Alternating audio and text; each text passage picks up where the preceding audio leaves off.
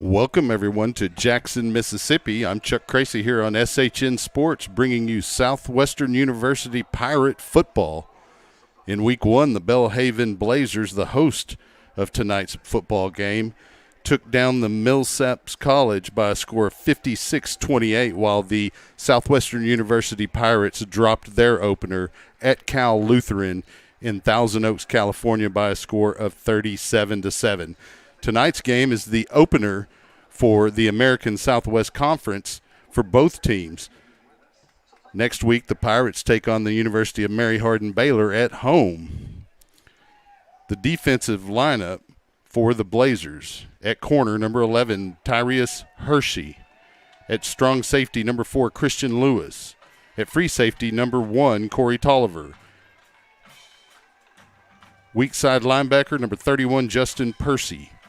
Strong side linebacker, number 16, Connor Fordham. Middle linebacker, number 57, Emmanuel Stanley. Tackle, number 33, Luke Fondren. Defensive end, number 10, Isaiah Blackman. Nose tackle, number 98, Demetrius Brokenberry. At the other end, number 58, Rock Shexnadri. And then at corner, Faison Locke, number 2 for the Blazers. Starting for your Pirates offense, at wide receiver, number 3, Austin Costilleja, 5'9", 185-pound senior. At another wide receiver, number 19, Adrian Garza, sophomore, 5'7", 160 pounds. The other two receivers are Eric Ovali, a senior, 6'3", 200 pounds, and number 84, Ethan Powell, 6'5", 210. On the line, we have Joe Nielsen, a sophomore, 6'3", 270-pound left tackle. At left guard, we have Brian Gutierrez, a sophomore, 5'10", 270. At center, Demetrius Elko, a freshman. At right guard, we have number 64, Josh Taylor, a freshman, 5'11", 315. At right tackle, we have Charles De La Rosa, a 6', 285-pound senior. At tight end, Joey Robinson, 6'3", 230-pound sophomore. At quarterback, number 12, Landry Gilpin, 6', 175-pound sophomore. And number 6, Jaquan Marion, a 5'9", 185-pound freshman. Right now you're seeing a little pregame activity from the Blazers. We expect a moment of silence here soon for the victims of the 9/11 attacks, which occurred 20 years ago this evening. We have a skeleton crew here in Jackson, Mississippi. I want to give a shout-out to our typical producer who was unable to make it, and we ask that you keep him in your prayers, and we ask that Jesus Christ put his loving arms around Rich Hensley and his family during their time of trouble, and we ask that you send your kind thoughts and prayers and keep him in your mind. We're about 16 minutes and 55 seconds away from the opening kickoff, and what I'll do is I'll let you see the pregame here.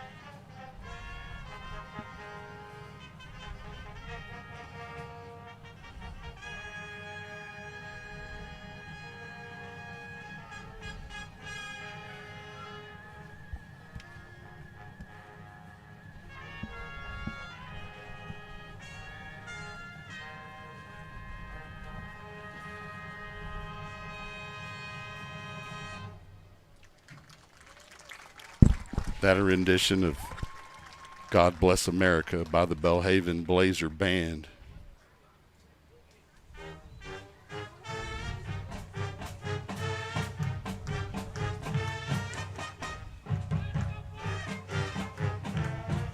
Want to give a shout out to our sponsors. Southwestern University sponsors making this broadcast possible include Antioch Georgetown, Chapel Realty Group, Roger Chapel, Chick-fil-A, Chisholm Trail Pediatrics, CJ's Catering, Hewlett Chevrolet Buick Volkswagen, Double Dave's Pizza, Eagles Wings Home Services, First Texas Bank, Gary Brown CPA, Georgetown Commercial Properties, Georgetown Shirt Company, Georgetown Title, Groove Line Productions, HEB, Hello Georgetown, JF Lewis CPA, Mighty Fine, Minutemen Press, and Waterboy Graphics, Primerica Financial Solutions, Derek McGill, Ross and Champion CPAs, Rudy's, St. David's, Georgetown Hospital, Schlotsky's, Sheraton Austin, Georgetown Hotel and Conference Center, Stephanie Featherstone State Farm, Upstream Investment Partners, Scott Olson, Whataburger, and Wolf Ranch.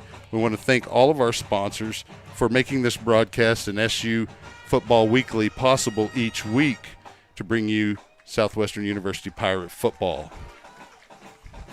We continue to watch the Blazer band here pregame. There's about 13 minutes away from kickoff. A little more.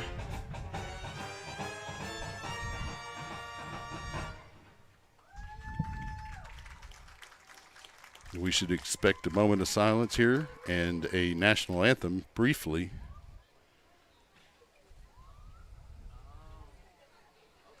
The Belhaven crowd starting to file in. This is a beautiful campus here in Jackson, Mississippi. A little football stadium hidden in the campus with a state park just on the other side of the soccer fields. Not quite as pretty as Southwestern University's campus with the rolling hills, but it is nice here in Mississippi. I'm more accustomed to the weather here in Jackson than we were in Thousand Oaks, where it was in the mid to low 60s in the evening. It's nice and muggy here, just like Texas, just like Central Texas. Waiting for the teams to enter the field. There are quite a few fans that have traveled here for the Southwestern University Pirates, led by, of course, Slim Fan in his traditional yellow paint. He'll be leading the cheering section for the Southwestern University Pirates. We'll run through the defense as well. The starting defense for the Southwestern University Pirates, starting at defensive end, number 33, Edmundo Suarez, a 5'11", 217-pound junior. At defensive tackle, we have number 99, Seth McCrum, a 5'11", 265-pound senior. At the other defensive tackle spot, we have captain, number 77, Nick Hackett, a 6'2", 280-pound senior. At the other end spot, we have number 94, a 6', 230-pound sophomore, Jason Lund. At the linebacker spots, we've got number 17, Alec Gomez, a 6', 210-pound sophomore, had a pretty good game against Cal Lutheran. And, of course, the leader in tackles typically for the Pirates, number 36, Bernard Century, a 5'11", 212-pound senior. We also have at linebacker number 9, Patrick Nicholas, a 5'11", 170-pound senior. At strong safety, we have number 15, J.J. Slack, a 5'10", 170-pound junior. At free safety, we have number 5, Easton Feller. He's a 5'8", 160-pound junior. And at the corners, we have 5'9", 160-pound junior, number 4, Elijah Norris, and number 23, Jackson Reese, the 5'11", 170-pound senior. We'll turn it over to PA.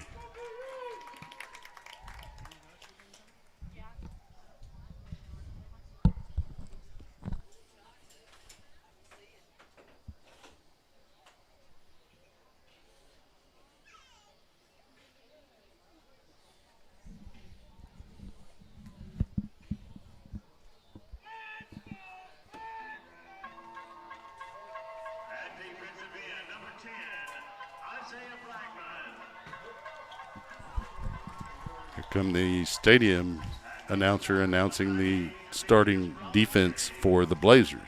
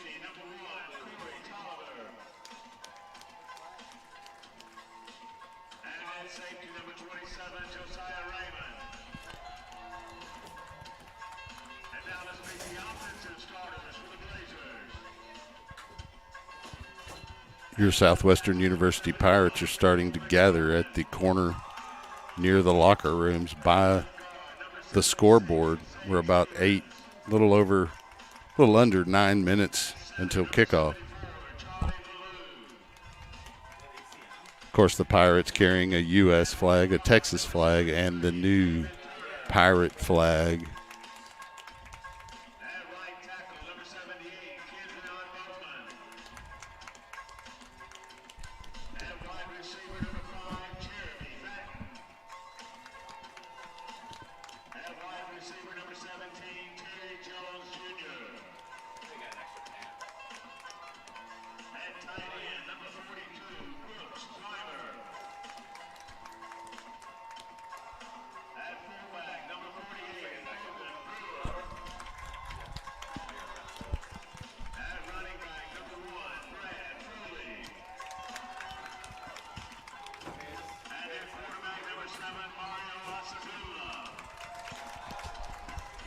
And here come the Pirates on the visitors' side across the field with their 3 flags.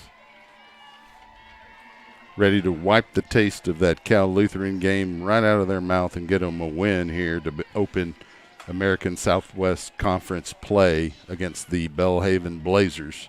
Make sure you stay tuned here on SHN Sports throughout the game as we'll bring you all of the action. I mentioned we have a limited crew, but we do have a good camera, and we're going to bring you a good broadcast. So make sure you stay tuned. Pirates taking a knee in the end zone as they traditionally do, saying a quick prayer to our Lord and Savior before they get started here tonight. We're set up on the home side, so you'll get to hear the home crowd more than the visitors, but you'll get to see the visiting crowd across the field from our camera.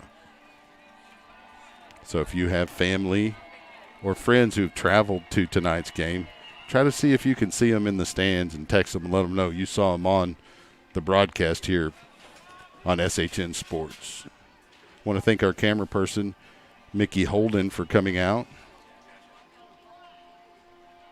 Her significant other, Kevin Schmeiser, is going to likely help me with the scoreboard so we can try to keep down in distance and hopefully the game clock for you. Otherwise, I will be stating it for you repeatedly so you can stay up with what's going on in the action.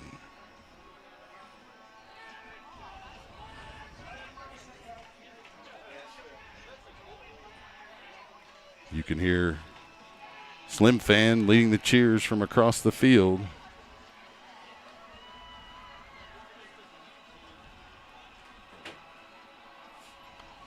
As the home team gathers outside the locker room to enter the field with about 5:40 until kickoff. And here come the Belhaven Blazers, as you can tell for the home crowd getting a little bit loud.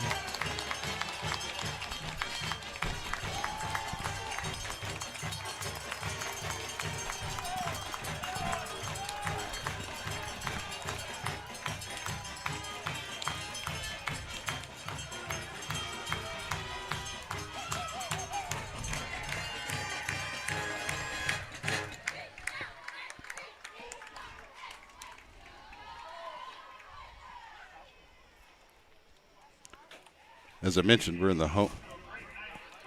We'll turn it over to the PA.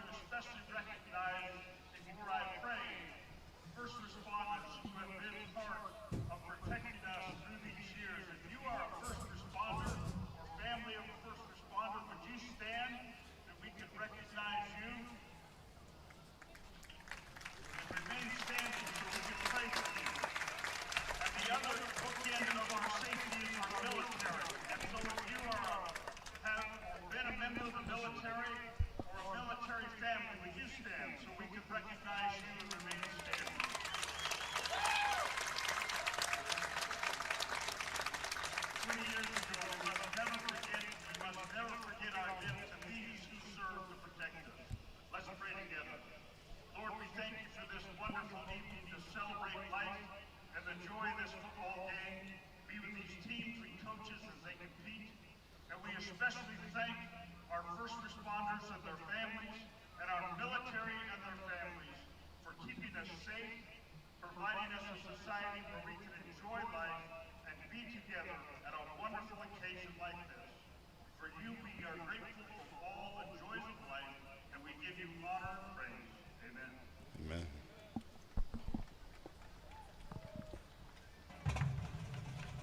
And now the anthem.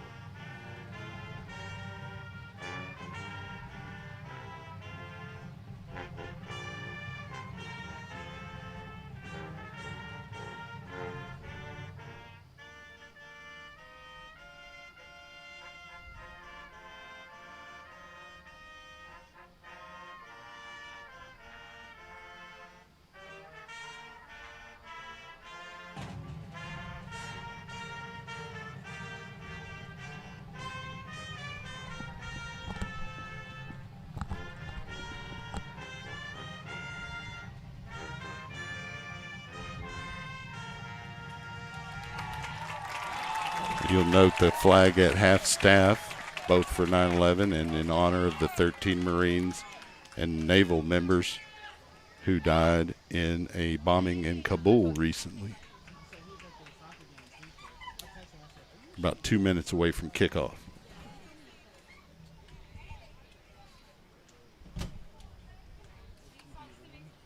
Captains coming out to the field right now for the Blazers. We have number 98, Demetrius Brokenberry. Number 58, Rock Shenadri. Number 1, Brad Foley. And number 10, Isaiah Blackman. For the Pirates, we have number 77, Nick Hackett. Number 22 is BJ or Brandon Jennings. And then the other captain, I can't quite see his name. That's going to be number 63, and that is Ty Reiner.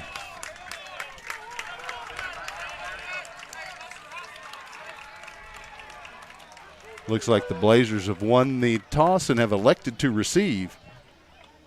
So we'll see the defense come out for the Pirates here after the kickoff.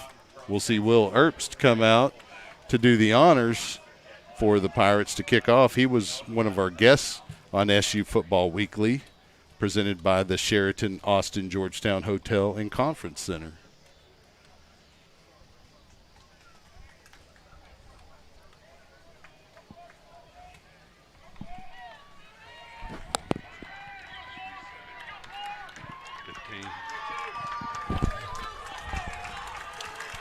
Back deep to receive for the Blazers is going to be number 4, Christian Lewis, and also number 13, Michael Simpson.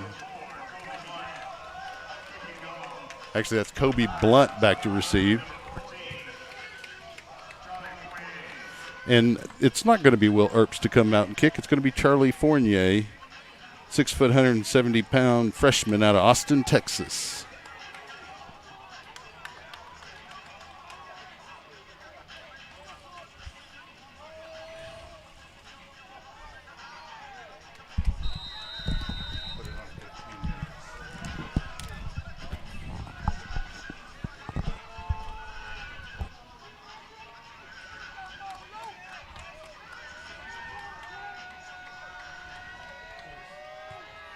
And there's the kick. Fournier's kick's going to be fielded right around the goal line. He'll carry it up to the 10-15. He's going to be tripped up right around the 13-yard line. He'll get a few extra yards on the play. That tackle's going to be made by Austin Castilleja, and the return by Kobe Blunt. It'll put the ball 1st and 10 at the 21-yard line of the Blazers.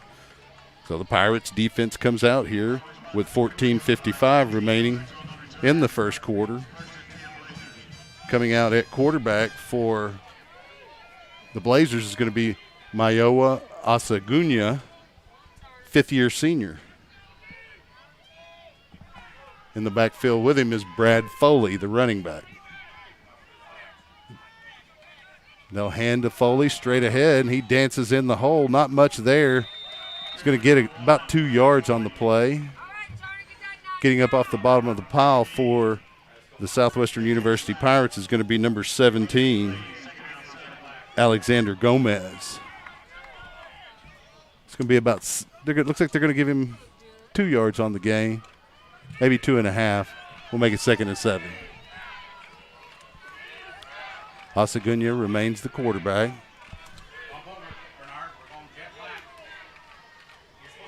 Blunt, the running back. Straight ahead, gain of about 9 for a first down. Making the stop's going to be Patrick Nicholas for the Pirates. It'll be 1st and 10 at the 33-yard line for the Blazers. 14:08 and counting in the first quarter. Asagunya remains in, along with Brad Foley, the running back. He'll take the snap, and they'll hand it to Foley on a counter. Not much there. He's driving his feet, but he's not going to get much of anything. Nick Hackett there, along with, looks like Patrick Nicholas also there. It's going to be no gain of, or maybe a yard, 2nd down. Coming into the game now for the Blazers is going to be Kobe Blunt to join Asagunya in the backfield. Blazers in a huddle. 2nd down and 9. 2 receivers here on the near side of the formation, a tight end and a wing at the top. Asagunya calls out the cadence, drops back. Pass is incomplete. Intended for number 42 of the Blazers. That's Brooks Briner, the tight end. Good coverage there by Bernard Century of the Pirates, number 36. It's going to make it 3rd down and 9. It's a big play here for the Pirates, as they can try to shut down the Blazers early in their opening drive. So far, only giving up 1 first down. Big play. Blazers will break the huddle.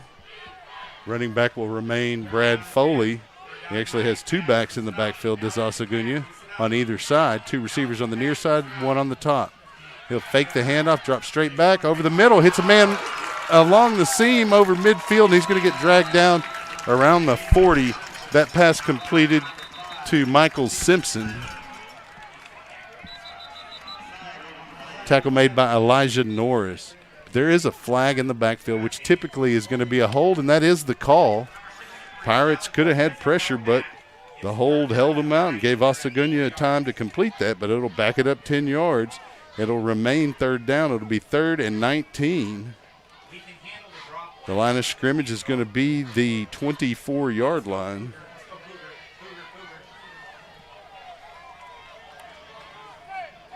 .1250 on the first period clock.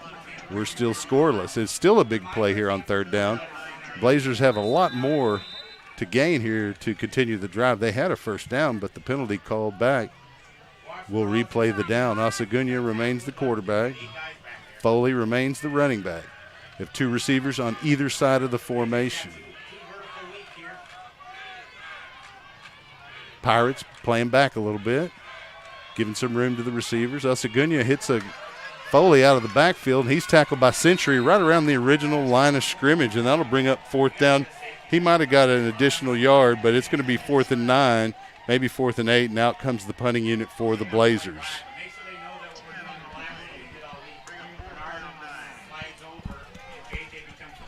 In to punt for the Blazers is going to be Andrew Norton.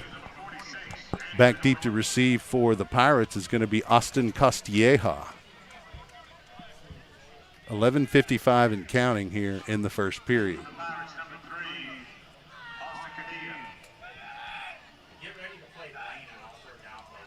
Kind of a high snap. Almost blocked it. That was fair catch by Costilleja. Getting pressure back there is J.J. Slack. He just missed off his fingertips that punt, but it will be Pirate football. 1st and 10.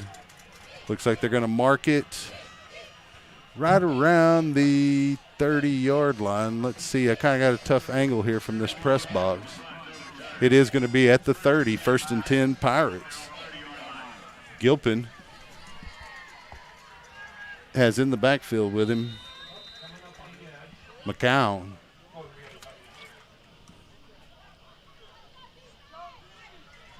They got handoff to Costilleja around the end. He's going to get tripped up by number 6, Philip Naylor. Going to be a loss of a couple on the play.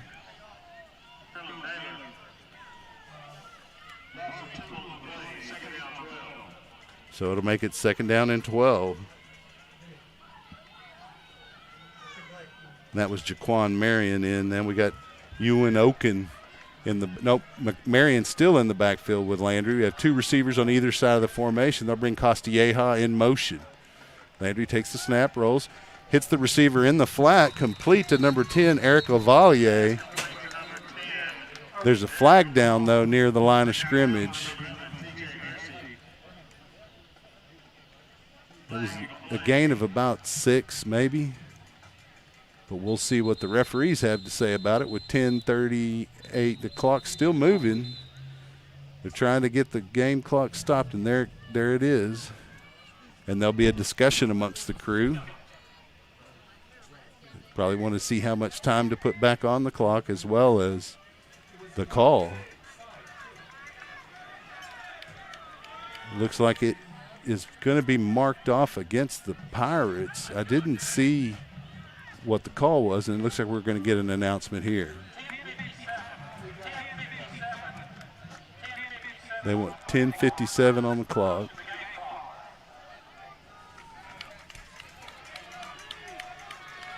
So now it's 2nd and about 17 for the Pirates.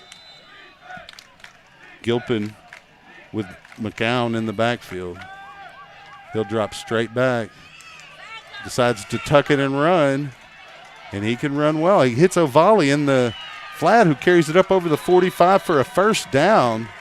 He picks up about 3 additional yards beyond the line he needed. He's going to be stopped by Philip Naylor, 5'11" sophomore for the Blazers. But the Pirates get a 1st down and keep driving here. Clock moving at 10:37. Pirates in the huddle. Gilpin calls the play, breaks the huddle. They're going to keep DJ McCown, the 5'5", 162-pound senior, as the running back. 2 receivers on either side of the formation. Costilleja in motion. They'll hit the counter to McCown. Coming up to make the play for the Blazers and really shutting that down is Luke Fondren, the 5'11", 210-pound junior. They're going to give him really no gain and maybe even a loss of about a half yard. It's 2nd down. We're under 10 minutes here in the first period, scoreless on SHN Sports. McCown in the backfield with Landry. Got 1 receiver here on the near side, 3 at the top of the formation. They're going to bring Costilleja in motion. He turns back around, heads the other way. Gilpin drops back looking for somebody to hit. He spins around to his left, still looking to throw. Pass complete to McCown, who'll pick up a 1st down out of the backfield in Blazer territory at the 42. Make it the 43. 1st down and 10, Pirates. Forced out of bounds by number 1, Corey Tolliver. So 1st and 10, Gilpin, McCown in the backfield. 2 receivers here on the near side of the formation, a tight end and a receiver on the far side. Gilpin not quite ready for the snap, fakes it and keeps it to the left, breaks the tackle, cuts up at the 40, carries it near the 35, is going to be stopped just shy of the 1st down. Great heads-up play there by Gilpin to not hand that football off because the Blazers had read the play. He kept it, and now it's going to be 2nd and about 2 instead of 2nd and about 11. Gilpin gets the play from the sideline.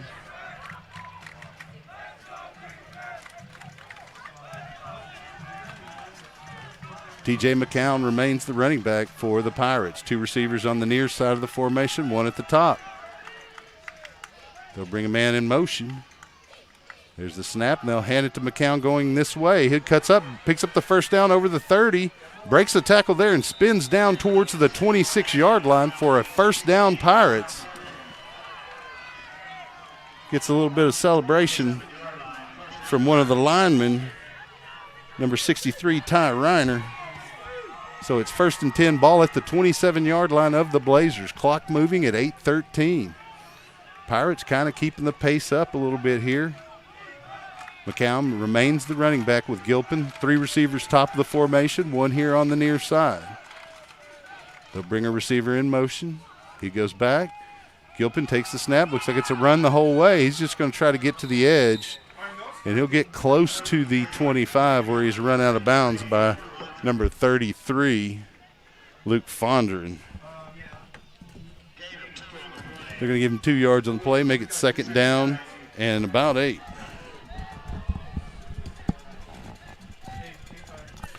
Pirates taking their time in the huddle. Play clock hasn't started. It just started now at 25 seconds.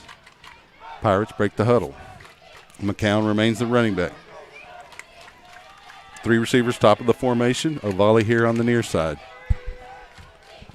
Gilpin will pitch out to the running back, McCown, and he'll pick up some yardage close to the first down. He's going to be about 3, maybe 4 yards shy. They're going to mark him right around the 21.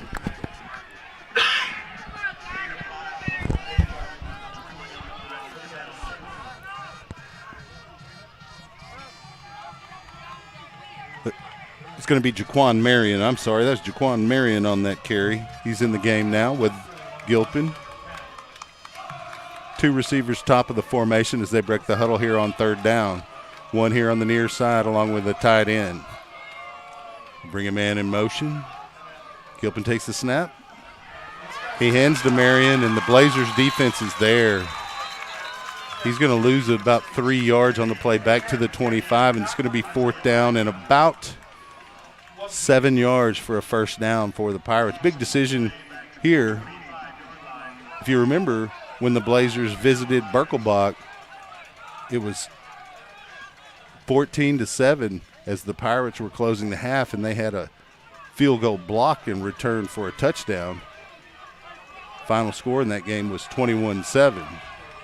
So it looks like they'll come out ready to run a play here. Gilpin along with Oken in the backfield. He'll take the snap. Gilpin drops back, rolls to his right, tucks it, cuts inside. He's up over the 20-15, inside the 10 for a first down and goal from the 10-yard line with 6:15 remaining here in the first period. Heads up play by the sophomore Landry Gilpin. He showed his fleet of footness there as he faked like he was going to throw and tucked it and ran, made a couple of guys miss in the secondary, picked up the first. Pirates in a huddle. They'll break it. In the backfield is Jaquan Marion, the 5'9", 185-pound freshman out of Bel Air, to join Landry Gilpin. 2 receivers top of the formation. We're going to have a timeout call by the Pirates. So with 5:49 remaining in the first period, the Pirates will call timeout. We'll shout out our sponsors while they go through what they decide they're going to do. Antioch, Georgetown, Chapel Realty Group, Roger Chapel, Chick-fil-A, Chisholm Trail Pediatrics, CJ's Catering, Hewlett Chevrolet Buick Volkswagen, Double Dave's Pizza, Eagles Wings Home Services, First Texas Bank, Gary Brown CPA, Georgetown Commercial Properties, Georgetown Shirt Company, Georgetown Title, Groove Line Productions, HEB, Hello Georgetown, John F. Lewis CPA, Mighty Fine, Minutemen Press, Waterboy Graphics, Primerica Financial Solutions, Derek McGill, Ross and Champion CPAs, Rudy's, St. David's Georgetown Hospital, Schlotsky's, Sheraton Austin Georgetown Hotel and Conference Center, Stephanie Featherstone State Farm, Upstream Investment Partners, Scott Olson, Whataburger, and Wolf Ranch. Thank you, partners. Gilpin with Marion in the backfield here on First and goal from the 10. Two receivers top of the formation, one here on the near side.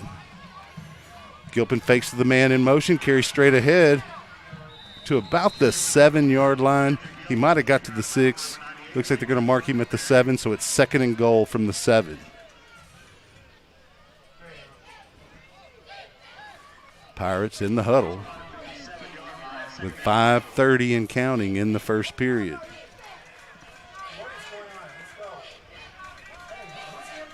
Play clock down to 22 seconds. And there is another timeout by the Pirates, and Coach Austin cannot be pleased with having to burn a second timeout here in their opening drive of the first period and of the ball game. The Pirates will run to the sideline to discuss.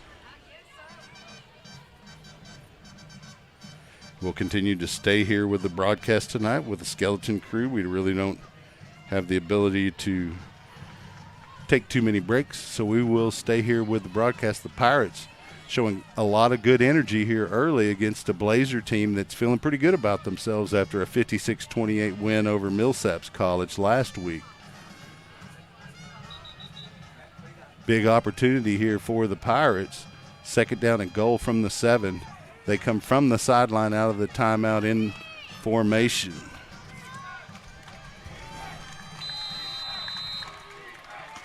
Marion, the running back, in the backfield with Landry. Two receivers top of the formation. A receiver here on the near side. Gilpin takes the snap. Hands to Jaquan Marion, who bounces it outside, trying to find the edge, and the Blazers do a good job of stringing that out. Number 57 there, forcing him out of bounds. That's Emmanuel Stanley, a 5'11" freshman. Clock moving. It's third down. That looks like they're going to lose a yard to the 8. Third and goal from the 8.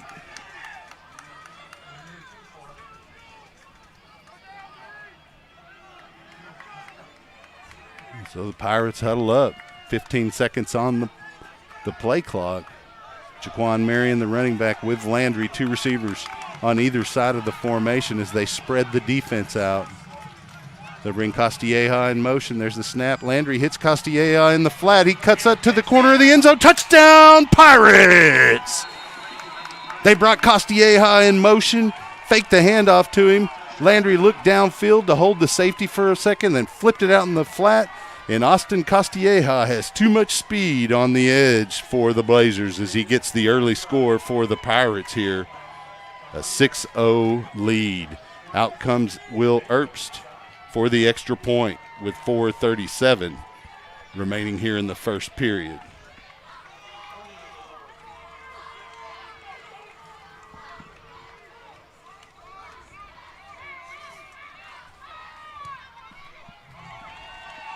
Snap, hold, kick, and it is up and good. Good snap from our other guest of this week's SU Football Weekly, long snapper Lee Piles.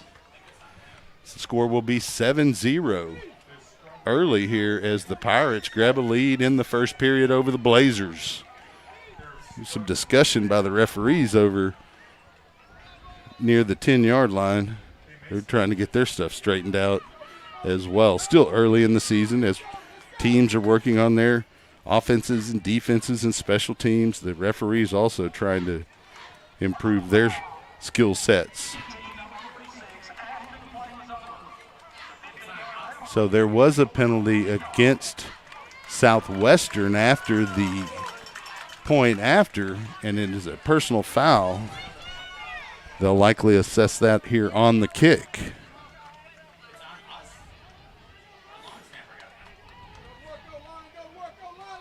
Just give Lee Piles a little bit of credit, and he got a penalty for something there after the play. I didn't see anything, but the referees certainly did, and they're a little closer to the field than we are. With unobstructed views, we've got a big column in front of us.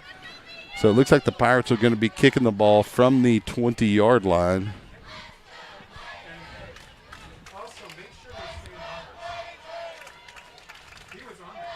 Back deep to receive is going to be number 13, Michael Simpson.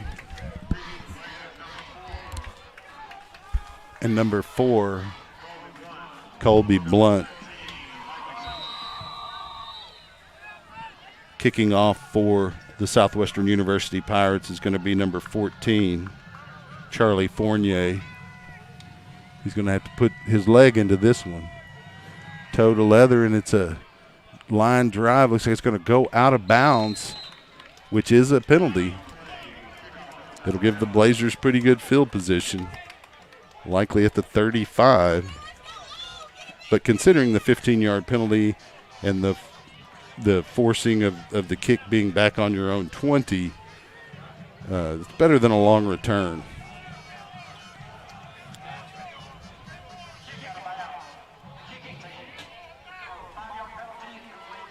They're going to ask, the Blazers are going to ask the Pirates to re-kick. They're going to decline that penalty and force the Pirates into a re-kick situation.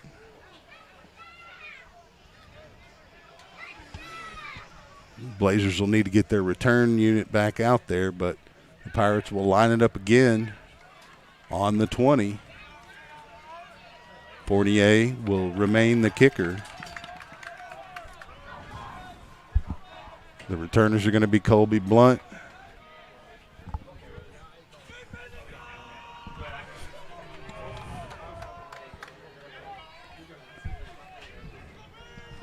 and Michael Simpson, number 13.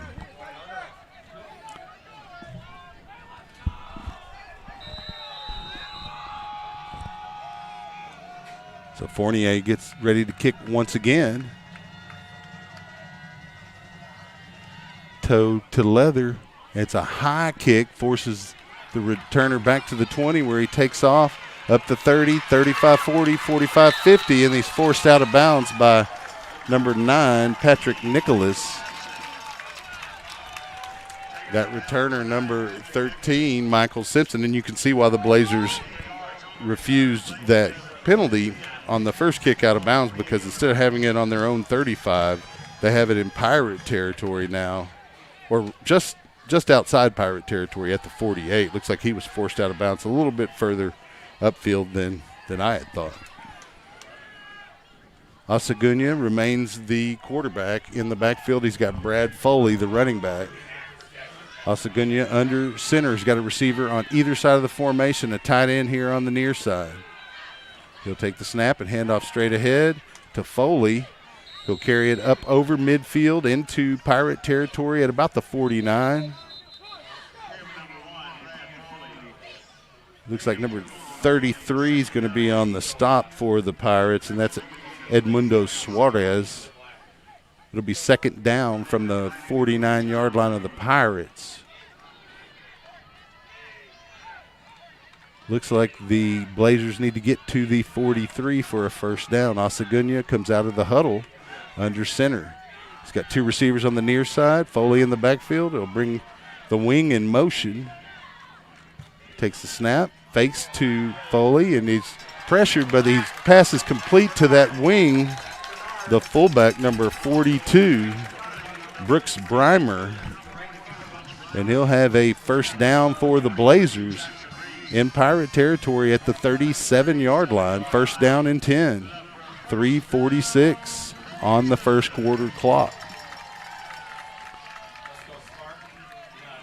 Osagunya has the Blazers in a huddle. He calls his play. Foley remains the running back. 2 receivers here on the near side. A wing on the far side. Osagunya tries to hit a slant intended for number 17, a little bit out in front of him. That's Terry Jones, incomplete. Lots of Pirates there. Bernard Century leading the charge.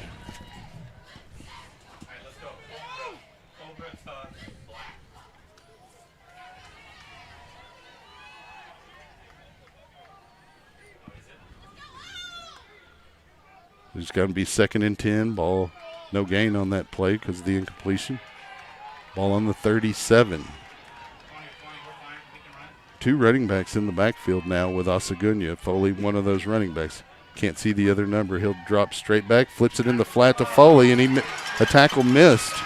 And Foley carrying the ball up into the red zone for a first down Blazers. He's going to get tripped up by number 7, Peyton Vaughn. But it'll be first down there, back up on the line of scrimmage quickly. Osagunya takes the snap, and he'll hand it to – he fakes it and keeps it straight ahead. He's going to get wrapped up after a short gain. They're on the stop, number 94 for the Pirates, Jason Lund. It's going to be now second and about 3.5, maybe 4 yards. So the Blazers, after the quick play, they'll huddle up with 2:43 remaining. About 15 seconds on the play clock. Osagunya with an empty set, has a tight end to his right, 2 receivers on that side, and a wide out here. That's Foley in the background. Osagunya will fake to him, drop straight back. Being pressured, he'll break out to the outside and toss it to Foley. He'll pick up the first down. Avoided a tackle by Ludeman. Or check that. That was Patrick Nicholas. But it will be a first down for the Blazers. First and goal, ball at the 8. Make it the 6. Tough angle here. Blazers in the huddle with 2:02 and counting here in the first period. Down 7 to the Pirates. They have an I formation. Foley the tailback. Behind Osagunya. Tight formation. 1 receiver split here on the near side. Send the tight end in motion. The H-back. There's a snap. They'll hand to Foley coming back the other way, and he'll break a 1, 2, 3 tackles. He's in for the score. Are they going to give him the score? And they do give him the score. It is now 7-6 with 1:39 remaining in the first period. The point after attempt coming up. In to attempt the point after, Constantine Hansas, freshman kicker out of Hoover, Alabama. He'll try to tie it here with 1:39.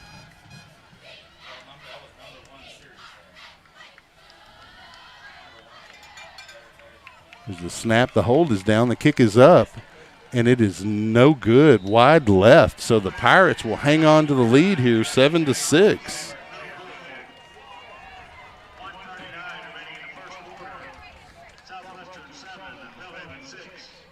So Pirates will get set up here.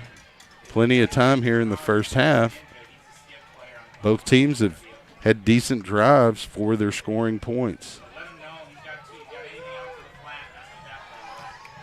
Both teams have shown pretty good defensive plays as well here early. Coming out to do the honors for the Blazers on the kickoff will be, again, number 49, Constantine Hansas. Back deep to receive for the Pirates. We've got number 3, Austin Castilleja, and number 4, Elijah Norris. Both good kick returners here. Be an area of the game the Pirates can take advantage of.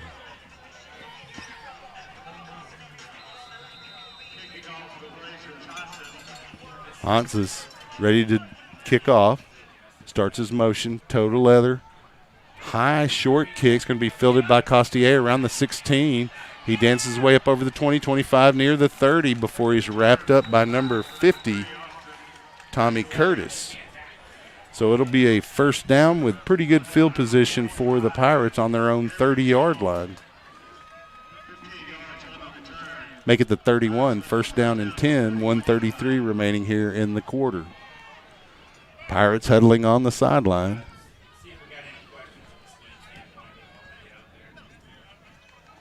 And they'll go straight to the line of scrimmage.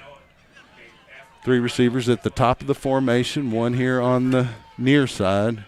Running back's going to be number 25, Oken, with Landry. They'll bring a man in motion. They'll take the snap, go straight back. Pass complete in the flat to Eric Avale. Out of Laredo, the big senior is going to pick up about 5 yards to the 36-yard line. Make it 2nd and 5. 1:25 in counting. Pirates break the huddle. Running back is going to remain Oken with Landry. 2 receivers here on the near side, 2 at the top of the formation. They'll bring Castilleja in motion. There's the snap. They hand to Oken. They fake to him, and it's Landry going to the left. He cuts up at the numbers, picks up the first down over the 45 to the 47 before he's stopped by number 16, Connor Fordham. First down, Pirates, with under a minute remaining in the period. Ball now at the 47-yard line. Pirates in the huddle. Oken remains the running back with Landry in the backfield. 2 receivers on either side of the formation. They'll bring the man in motion. Landry takes the snap, rolls to his right, spins back to his left. There's a flag. Pass complete, bounce actually out of the hands of the running back, or the receiver rather, Jeremiah Richardson, but there's a flag in the backfield, and that's typically where a hold would occur unless there was some kind of illegal hand to the face by the Blazers. We'll see what the call is.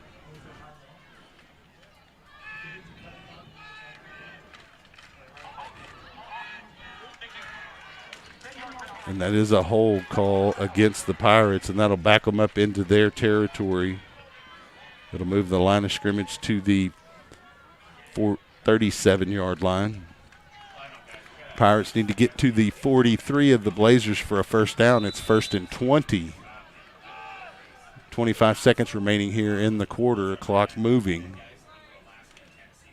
They'll have to snap a play here as the play clock's down to about 10.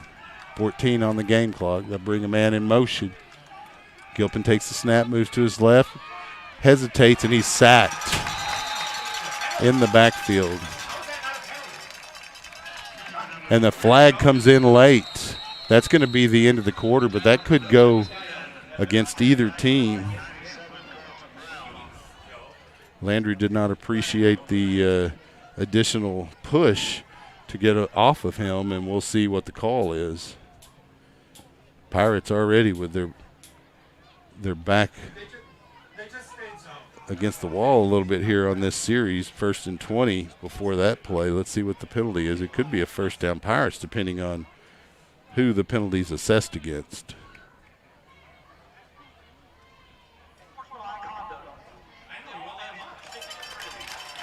And that's one of the linemen trying to protect his quarterback. That's Reiner getting called. So looks like they called offsetting. And that is the end of the quarter. So we'll stay here with the call. As I mentioned, we're a skeleton crew tonight. Missing our man Rich Hensley.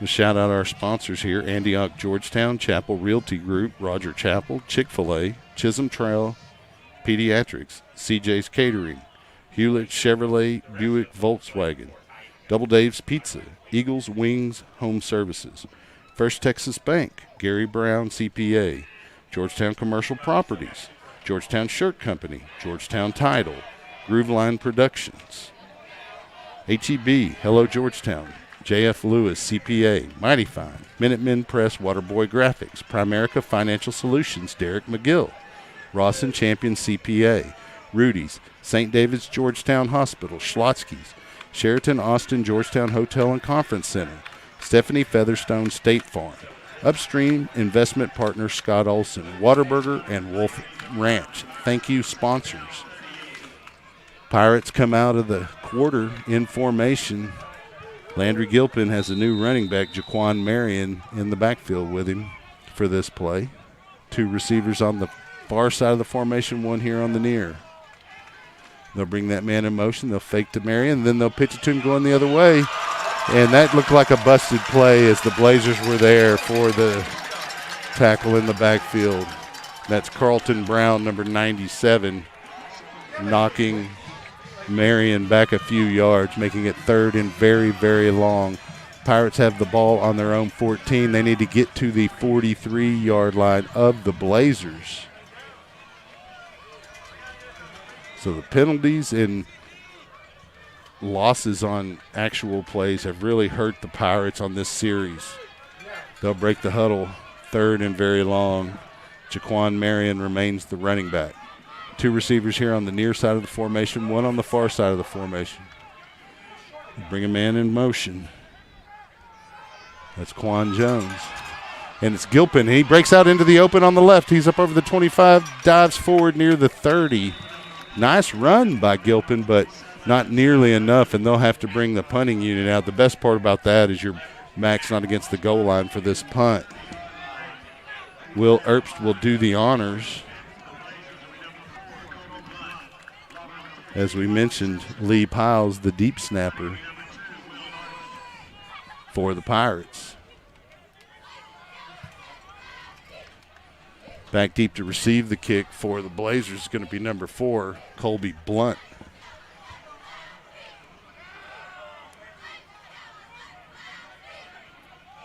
Erbst takes the snap, moves to his left. It's a nice kickoff. It's going to bounce and be fielded. Ball's on the ground as the fielder, number 13, tried to get it. It looks like the Pirates may have it. That's Michael Simpson to try to make a play, and it is Pirate football deep in Blazer territory at the 27-yard line. I didn't see who got that, but great play. You're going to say J.J. Slack on the recovery for the Pirates. With 13-13 remaining in the half, they're going to put the line of scrimmage right around the 28 of the Blazers. And despite going backwards in the last series, the Pirates' special teams turns the ball back over to them and gives them an opportunity here going into the half. Game clock is down to 14 seconds, and their Pirates are still on the sideline, down to 10. Down to one timeout. 3 seconds. And they'll have to burn their last timeout to avoid the 5-yard delay of game penalty that would have been assessed. So going into the half here, down the stretch, the Pirates have no timeouts left. But you don't want to go backwards once you get an opportunity with the football in Blazer territory. Pirates have had really good games with the Belhaven Blazers over the last several years. Blazers getting their first win in the spring at Birkelbach, as I mentioned, by a score of 21-7. Pirates looking to avenge that loss and start out ASC play with a victory.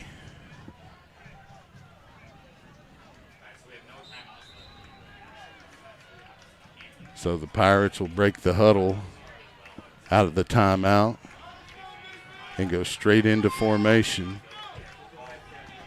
Jaquan Marion, the running back, along with Landry in the backfield. Two receivers on either side of the formation.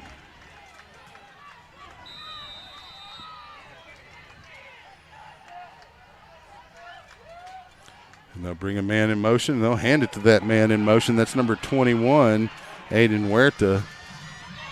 And it goes back to Castilleja the other way.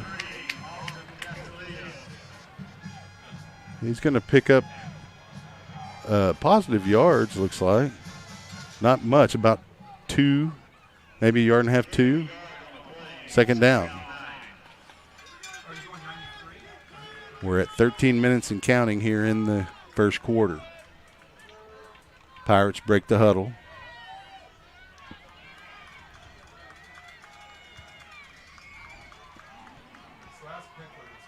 They'll bring a man in motion.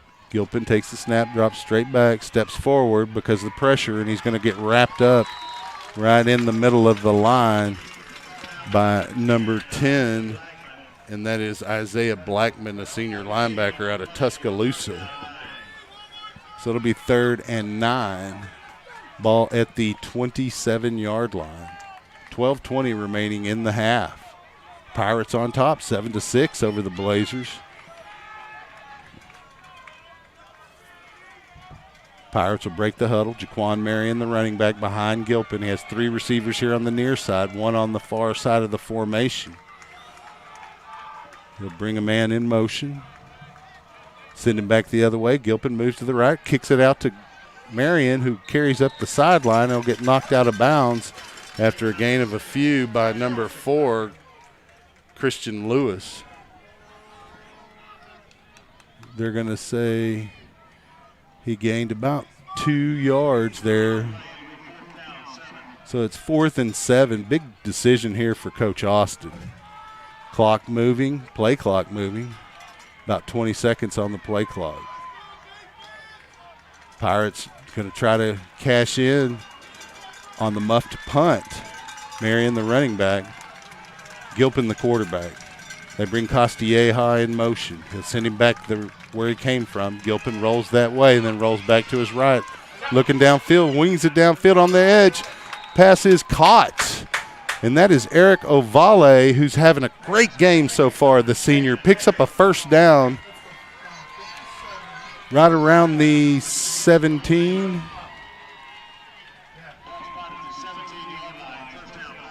So 11-15 and counting here in the half. First down and 10 Pirates. They stay alive with the football, and they get an opportunity to eat some more clock. Marion remains the running back in the backfield with Gilpin.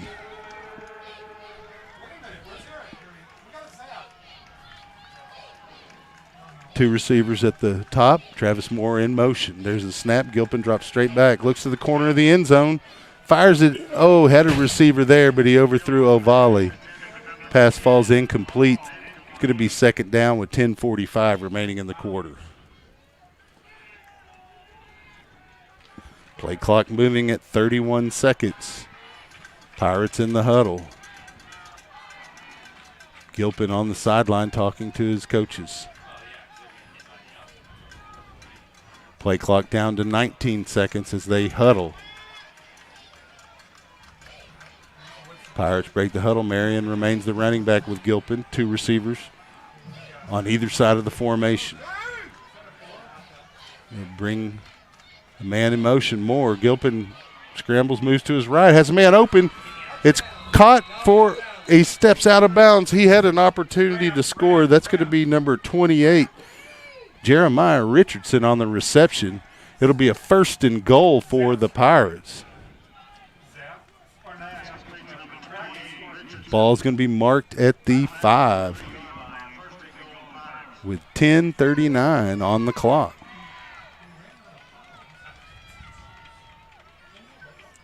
Referees wind the clock even though he steps out of bounds. Marion remains the running back. Travis Moore under center. They'll hand to Marion straight ahead. He picks up a couple of yards. It's going to be 2nd and goal.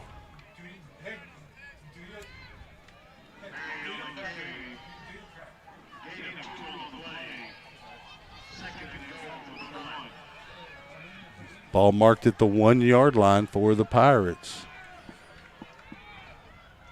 Get your next, hey, get ready to get out of this set. 15 seconds on the play clock here, 9:46 and counting. Travis Moore now the quarterback for the Pirates. Marion the running back. Single back set. Tight formation. They fake to him. Moore has to roll to his right. He's going to hustle for the corner. He's in for the score. Travis Moore spins his way inside the pylon to give the Pirates a 13-6 lead, point after attempt pending with 9:27 remaining here in the first half. They'll bring out number 2, Will Erbst, for the point after attempt. Holding is going to be Coleman Kerr, and of course the deep snapper, Lee Piles.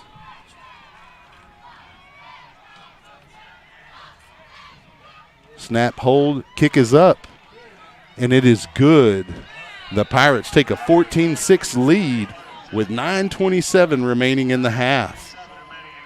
Southwestern 14, Belhaven 6. Great job by the Pirates to take advantage of the muffed punt by the Blazers, and we have a flag late. And Pirates get another unsportsmanlike conduct penalty on the point after attempt. Why is our center on the ground on? So that'll make it a really hard kickoff again for the Pirates, as they'll likely be kicking from their own 20-yard line for the second consecutive kickoff. Coach Austin getting over there to talk to his kicking team. They're knocking our center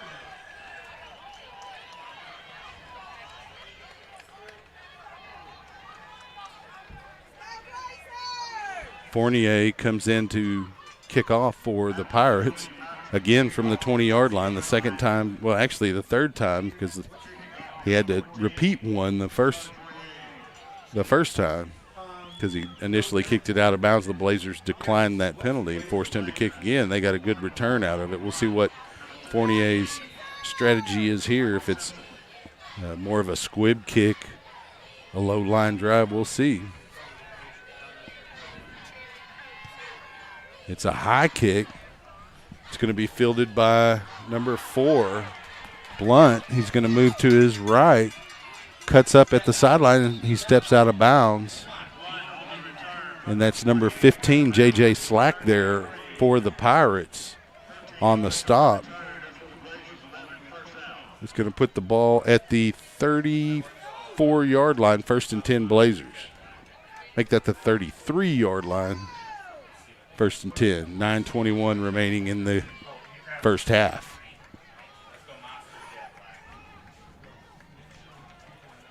Osagunya, the quarterback, with Colby Blunt, the running back. 2 receivers on the top, make that 3 receivers top of the formation, 1 here on the near side. Osagunya hands to Blunt straight ahead, and Nick Hackett says, "No, sir." Also there, number 94 for the Pirates, Jason Lund. He and Hackett combining for the stop there. 2nd down and 8, minimal gain for the running back, number 4, Blunt. Osagunya's pass is complete in the flat to the opposite side of the field. He gets close to the yard to gain. That's number 13 on the reception, Michael Simpson. He's going to be 3rd and about a yard and a half.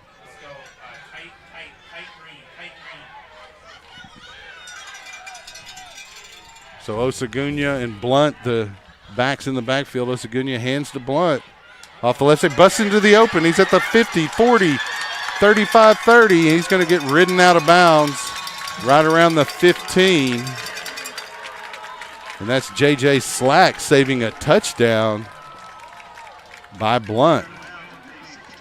Blazers will have it in the red zone of the Pirates. Ball marked at the 16. They're back on the line of scrimmage. Osagunya and Blunt, 3 receivers on the near side. Osagunya takes the snap and runs straight ahead on the left side. Will carry it inside the 15 to about the 14.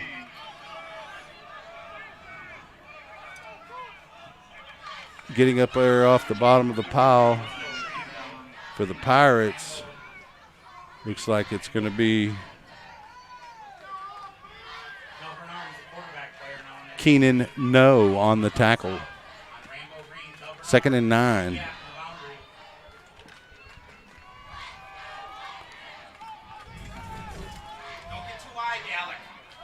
Blunt, Osagunya in the backfield. 3 receivers here on the near side. A tight end on the top of the formation. There's the snap. Osagunya moves to the top on the left side. Cuts inside. He's at the 5. Breaks the tackle. He's in for the score. No penalties on the play. Is now 14-12 with 7:34 remaining in the half. Point after attempt coming up for the Blazers. Are they going to leave their? It looks like they're going to leave their offense out and try to tie it up here by going for 2.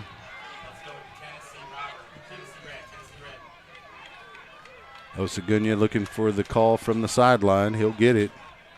Head to the huddle.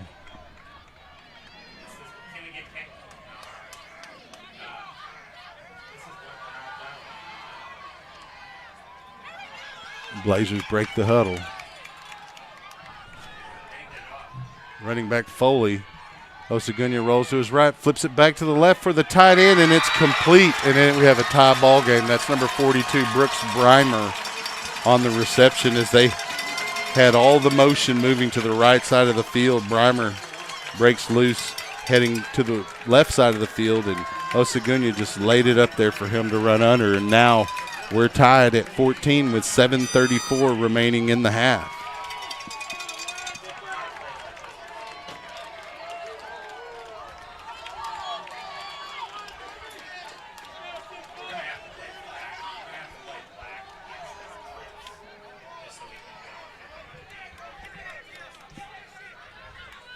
So the Blazers already out ready to kick. Number 49, Honstas, to kick back deep to receive for the Pirates. We're going to have Austin Castilleja and number 4, Elijah Norris.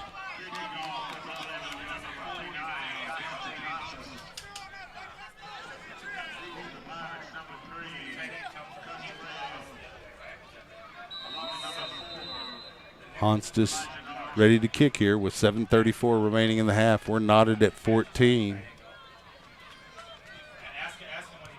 Gets off a decent kick. It's going to be fielded by Castilleja around the 12. He's up over the 15, cuts up at the 20. Down the sideline, 25. Wrapped up around the 30, make it the 31-yard line by number 88. That's Fabian Carter. It'll be a first down for the Pirates on their end around the 30. 7:28 remaining in the first half.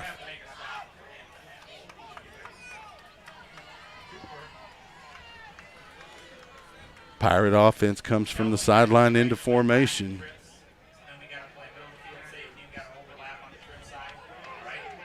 Running back, senior captain Brandon Jennings with Gilpin in the backfield. Two receivers either side of the formation. They'll bring Castilleja in motion.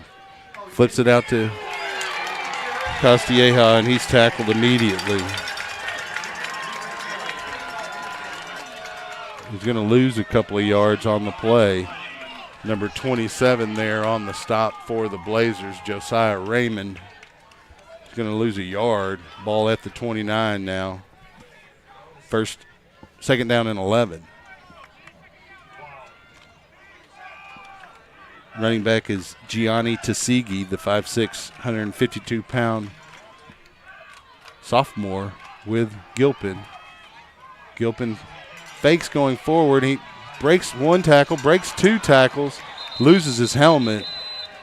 He's going to get a minimal gain because of the helmet. And it could have been a face mask penalty because he pulled his helmet off, but that'll send Landry out of the game. And looks like they're going to bring in Coleman Kerr, the 6 foot, 178-pound senior out of Leakey, Texas. It's going to be 3rd and 11. Check that. They're going to bring in Damian Gomez, 6'1", 195-pound sophomore out of McAllen. Tasigi remains the running back. Got three receivers, top of the formation, one here on the near side. Gomez takes the snap, moves to his right, cuts straight up, and he's going to get tackled at the line of scrimmage by number 51 of the Blazers, Austin Russell. It's going to bring up a 4th down, and the Pirates are going to have to give the ball back to the Blazers with 6:22 and counting here. Will Erbst to do the honors. Back deep to receive for the Blazers. Looks like it's Michael Simpson, number 13.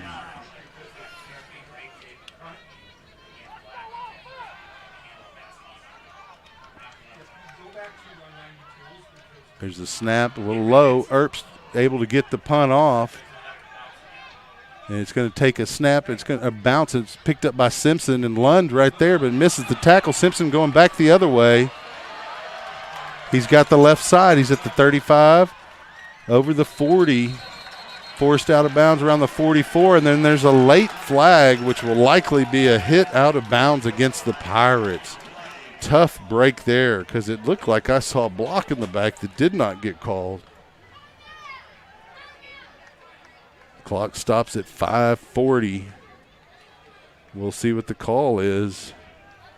Should push the ball into Pirate territory if it's assessed against the Pirates.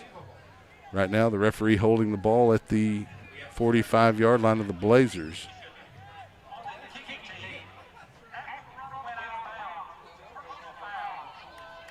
So it's 2 penalties against the Pirates. They're going to have offsetting penalties. They're going to re-kick. He indicated that both penalties were against the Pirates, but he indicated a re-kick, which would say that it was an offsetting penalties. You can hear the home crowd saying, how's that work? I'm sure the Pirates would like another opportunity to get some coverage there, and the Belhaven coaching staff wants to know what is going on. That's Blaine McCorkle, the head coach of the Belhaven Blazers, being explained what happened. One of the flags is near the line of scrimmage, the other after the play.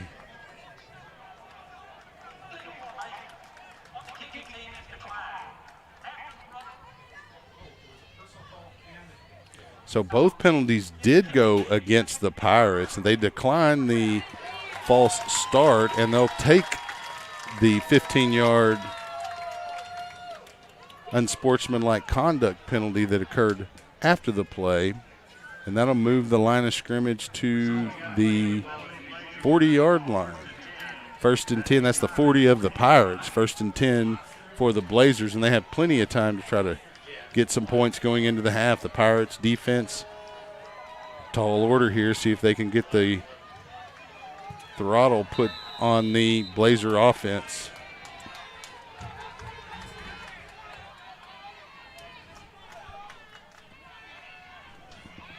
Osagunya takes the snap, rolls to his left, pass is complete to 17. He's going to be wrapped up by Century, but not before he picks up about 9 yards. That is Terry Jones. It's going to make it 8 yards. It's 2nd down and 2. Blunt, the running back for the Blazers here with Osagunya, the quarterback. Osagunya, a 5th-year senior for these Blazers. You can see the experience. 2 running backs in the backfield for the Blazers with Osagunya. Ball rolls. It's scooped up by number 1. He's going to get tackled right shy of the 1st down. That is Brad Foley, who scooped the ball up. Really alert play by Foley as he's able to pick up a yard despite the center rolling the ball back there. It's 3rd and short, and the Blazers are at the line of scrimmage real quick. Quarterback sneak by Osagunya, and he gets the 1st down. They're going to at least give him the 30, which is what he needed.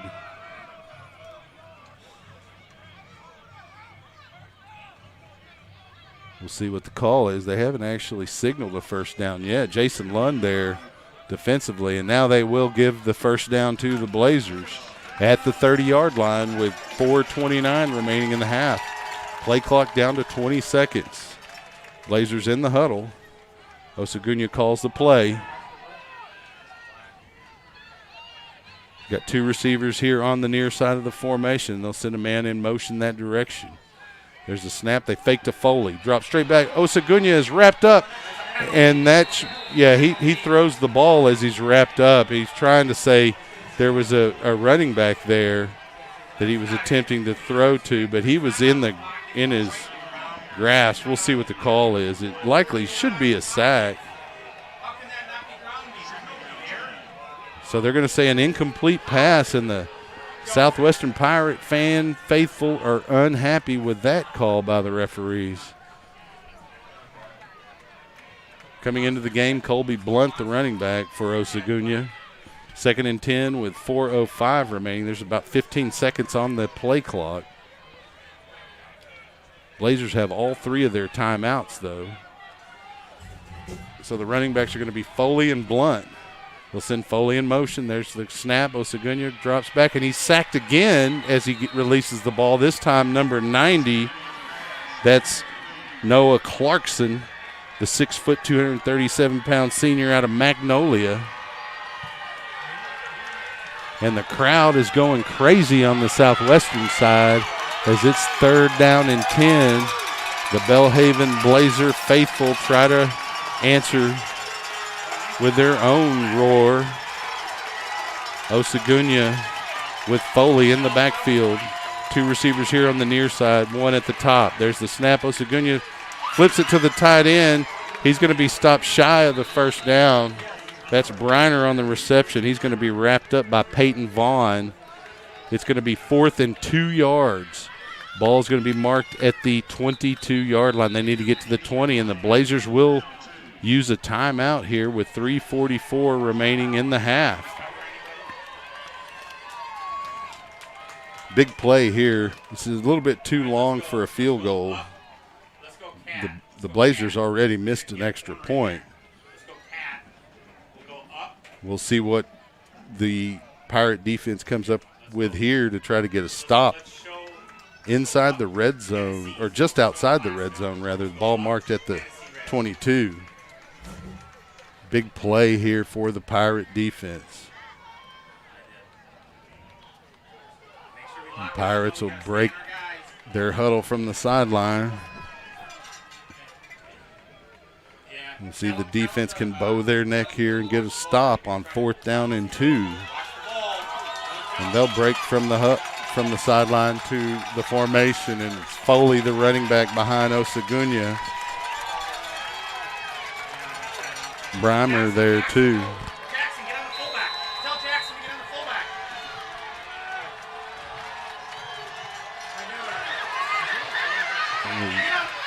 The Pirates came across but bounced back. Those 2 got those 2. Okay, now we're good. Here it comes. Osagunya trying to get everybody to pull off sides, and we've got a whistle before the snap. And it is a flag. It's a false start against the Blazers, and so with the long hard count, they tried to pull the Pirates offside. Almost did. Center didn't snap the ball. And then as the play was snapped, we've got a motion penalty, and that'll make it 4th down and 7. It'll push the line of scrimmage back to the 27-yard line. Blazers will break the huddle from the sideline. Foley, the running back, with Osagunya. No, they're going to huddle on the field. 15 seconds on the play clock here. 3:42 on the game clock. Foley, Osagunya in the backfield. 2 receivers top of the formation. 1 and a tight end here on the near side. There's the snap. Osagunya rolls to his left. Has to set up. And he's tackled right at the line of scrimmage by number 17 for the Pirates, Alex Gomez. And the Pirates will have 1st and 10 as they stop that drive by the Blazers. They have plenty of time to try to score here going into the half with 3:34 remaining here on the game clock. It'll be Pirate football from the 30. Pirates are huddled on the sideline. Play clock hasn't started. They'll break the huddle and come into formation.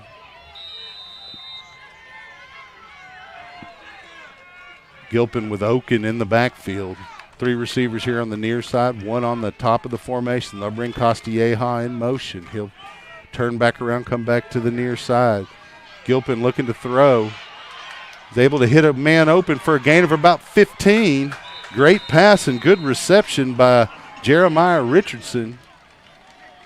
He'll get it up to the 46-yard line where it'll be 1st and 10. Clock moving at 3:20 and counting.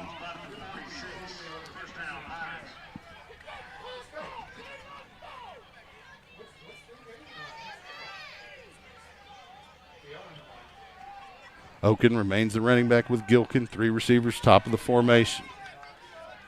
O'Volley here on the near side. There's the snap. Gilpin rolls to his right. Back spins. Throws it downfield. Tipped. almost caught by Richardson, falls incomplete, and then Ovali almost had an opportunity at it as well. There defensively for the Blazers, Corey Tolliver. That'll stop the clock with 2:55 remaining. It's 2nd down and 10.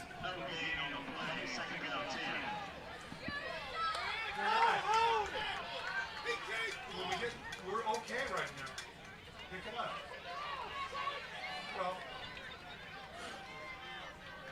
Uwem Oken, the running back with Gilpin. 3 receivers, top of the formation. Ovali here, split out to the left. They'll bring Richardson in motion. There's the snap. Gilpin rolls to his right.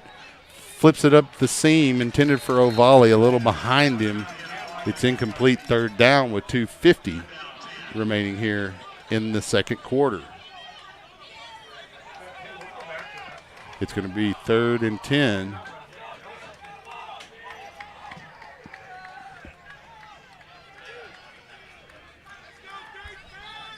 Ewan Oken remains the running back for Gilpin. Play clock down to 14 seconds. Pirates have no timeouts.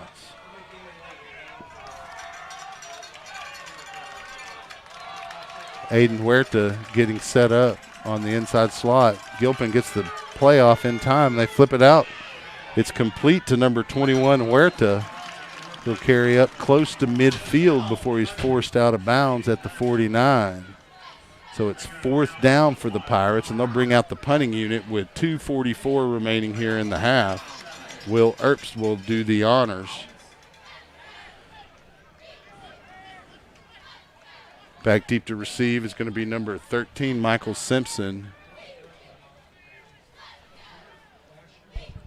Also number 80, Tristan Pilate. Where's that 88? Yeah, it's Fabian Carter, 88. Earps gets the punt off. Bounces around the 15, and it rolls. Takes a pirate roll down to about the 8, where it's going to be down by the Pirates, J.J. Slack. And so with 2:09 remaining in the half, the Blazers have quite a bit of field to cover to try to get points here going into the half. The Pirate defense is going to have to bow up and make another stop here.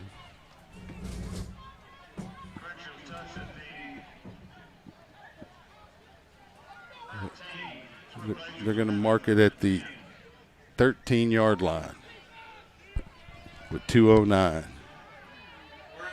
Osagunya comes in. Foley, the running back.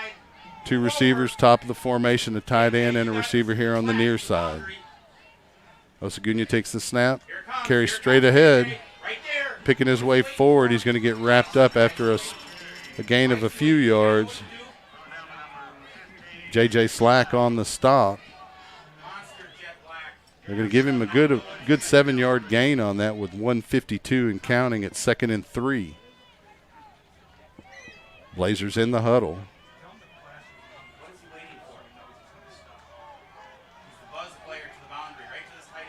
Osagunya with Foley in the backfield. He's got a tight end near the formation, the line of scrimmage. 2 receivers top of the formation. Flips it out to Foley, and he's going to get tackled by number 17 of the Pirates, Alex Gomez, but not before he picks up a 1st down at the 25. Minute 22 and counting here.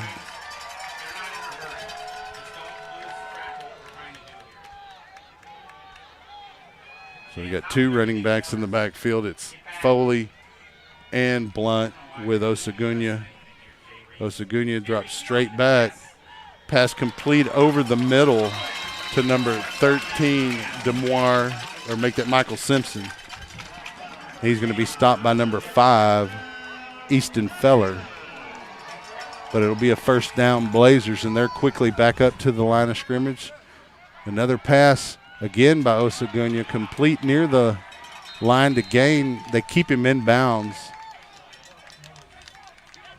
That's number 82 on the reception, KJ Hickman.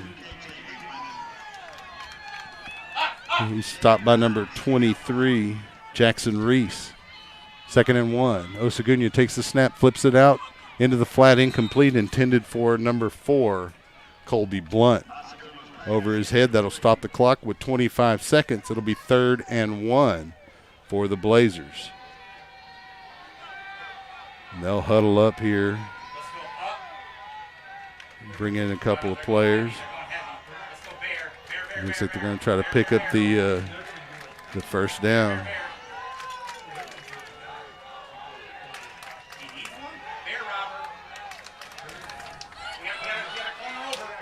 Foley, the running back, with Osagunya. They bring a man in motion. They'll fake to Foley, drop straight back. He's got a man open over the middle. Too far. Intended for number 18, Nigel Owens. It'll stop the clock with 20 seconds, and it'll make it 4th and 1. Here they'll likely just try to pick up the first down. Osagunya remains in.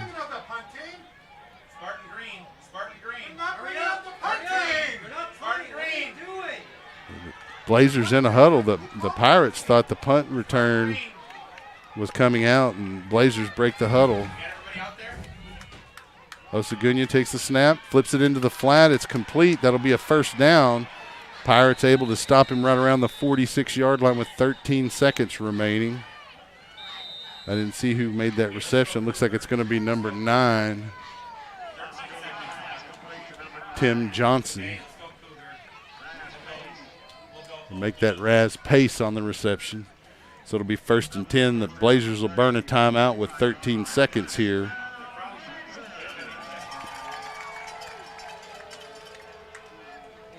Let's go Okie Tampa. We're going to play it soft on the corners. They can't kick a 40-yard field. So as long as it's not a 20-yard out, we should be fine. Let's go Okie Tampa.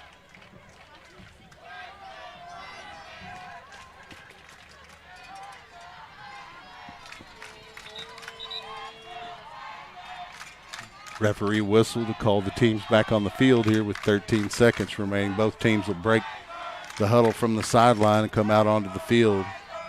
Blunt, the running back, along with Foley and Osagunya in the backfield for the Blazers. They have 2 receivers near side, 1 at the top of the formation. Pirates in a little bit of a prevent here. Osagunya fakes the handoff, drops straight back. Tries to hit a man down the side. He's behind him, and almost making the interception was Elijah Norris. That'll stop the clock with 7 seconds remaining in the half. 2nd down. No, let's just go Okie Tampa. We're good. Okie Tampa, everybody back. All 5 DBs back. All 5 DBs. Blazers in the huddle here. 25 seconds and counting on the play clock. They got the big guy over here. So get over here. 3 receivers here on the near side of the formation. Looks like they're going to try to throw a Hail Mary here on the right side. It's Johnson, the quarterback now. He fires it downfield, and arriving at the same time as the football for the Pirates is Jackson Reese, and making sure he separates the receiver from the ball. We're going to take a break at the half. We're just going to have the film on the halftime show, but we'll be back for the second half, so stay tuned on SHN Sports. We're knotted at 14.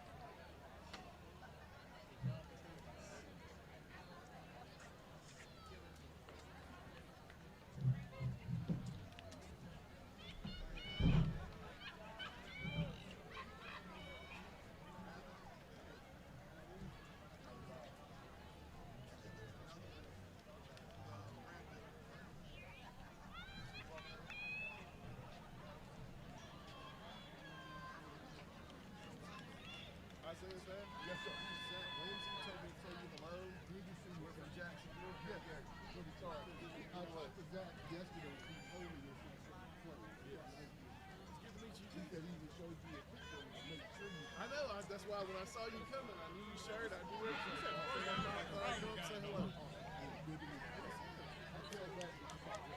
Yeah, do that. That's easy.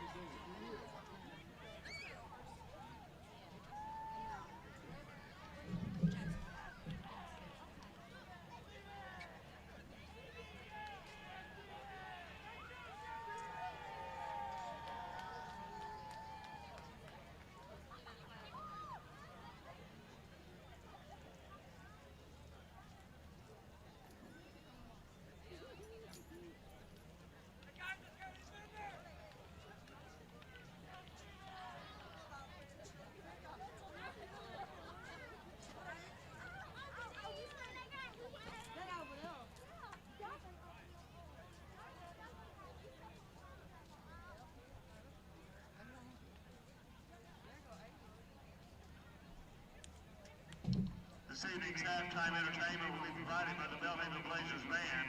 This evening, the band will play a tribute to the ever-popular musician, singer, and songwriter Ray Charles. The band will be presenting his renditions of America the Beautiful and Hallelujah, I Love Her So. Drum major Dustin Mahaffey, is the band ready?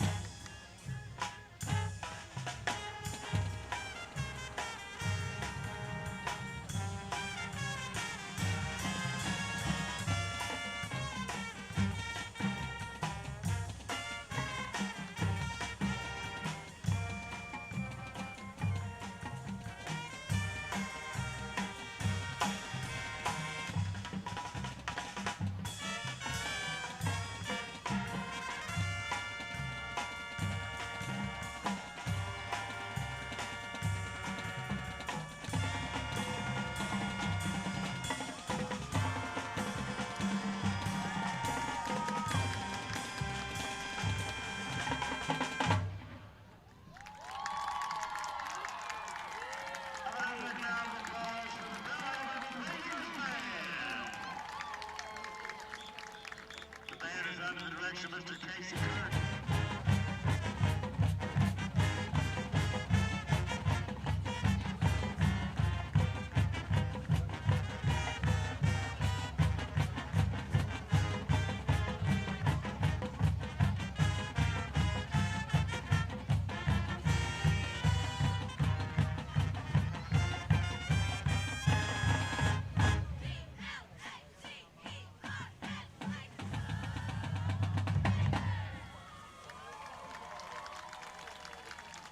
Let's hear it for the Belhaven Blazers Band. The band is under the direction of Mr. Casey Kirk, the dance team coach of Ms. Lane Dobbins, the Belhaven majorettes of Mary Beth Brooke and Amy Sprinkle, dance team captains are Shannon McFarland and Rebecca Ayers. Thank you again, Blazers Band.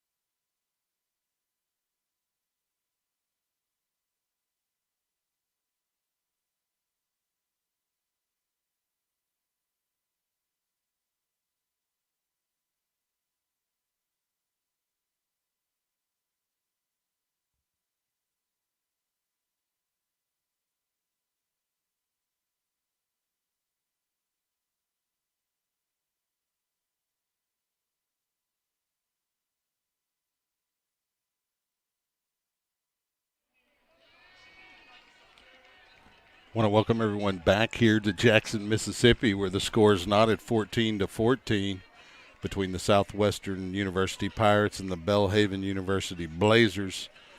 About 6.5 minutes remaining here in the half.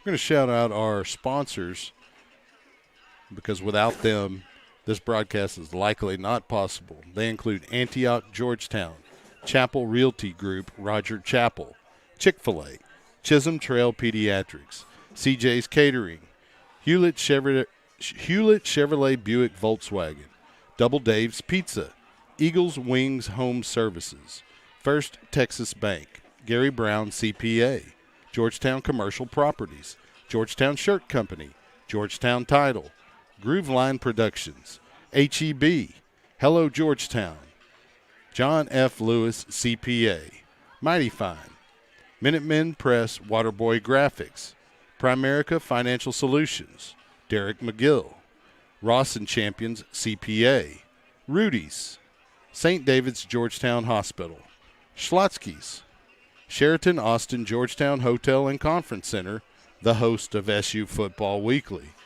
Stephanie Featherstone State Farm, Upstream Investment Partners Scott Olson, Whataburger, and Wolf Ranch. We want to thank all of the sponsors of Southwestern University Pirate football.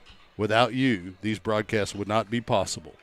Thank you. And if you're a big Pirate fan, make sure you do what you can to support these sponsors as they do what they do to support your Pirates. We'll be right back for the second half. We're about 5 minutes away. Stay tuned on SHN Sports.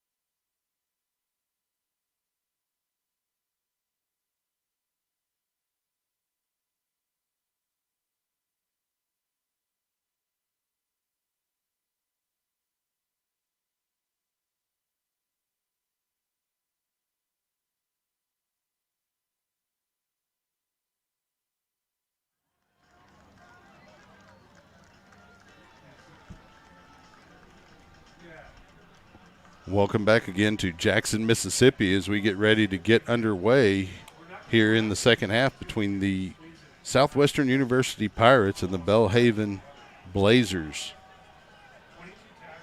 Pirates huddled up around the 20-yard line, heading to the sideline now. The Blazers coming out onto the field as well.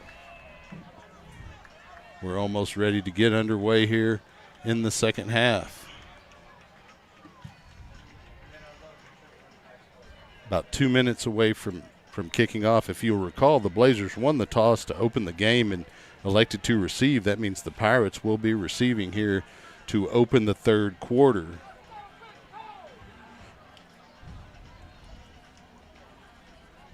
Make sure you stay with us for exciting ASC Conference football opener for both of these teams. Blazers coming into tonight's game 1-0 after beating Millsaps. The Pirates 0-1 after dropping their opener to Cal Lutheran on the road there in Thousand Oaks, California. The Kingsmen able to take advantage of Pirate miscues to come out with a big win in their opener. The Pirates have limited those miscues tonight and find themselves in a pretty good ball game with the Belhaven Blazers. Coming out to kick for the Blazers is going to be Constantine Honstas. Back deep to receive for the Pirates. It's going to be number 3, Austin Castilleja, and number 4, Elijah Norris. We're getting ready here to get underway.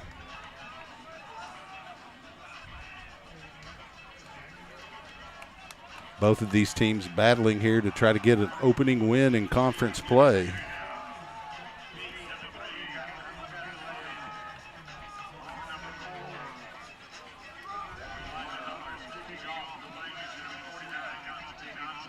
So Honstas waiting for the referee to hand him the football so he can kick off. The referee going to take that full 30 seconds remaining here in the half. Well, looks like the clock stopped on the scoreboard, so they're resetting the clock, ready to go.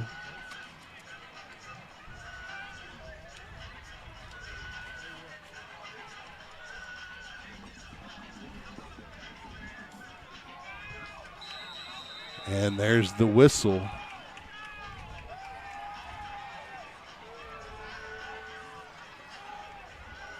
Constance steps off his steps, checks his line, starts to move towards the ball, foot into the football.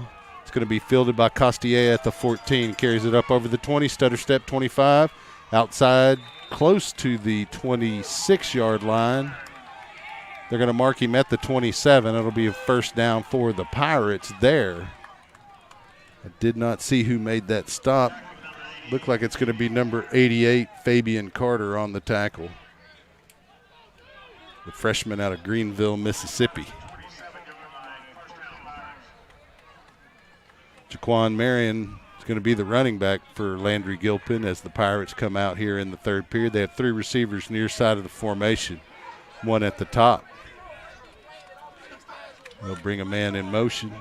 There's the snap, fake to the running back, flips it over to number 10, Eric Ovale, for a not a first down, a gain of about 7 over the 30 to about the 32.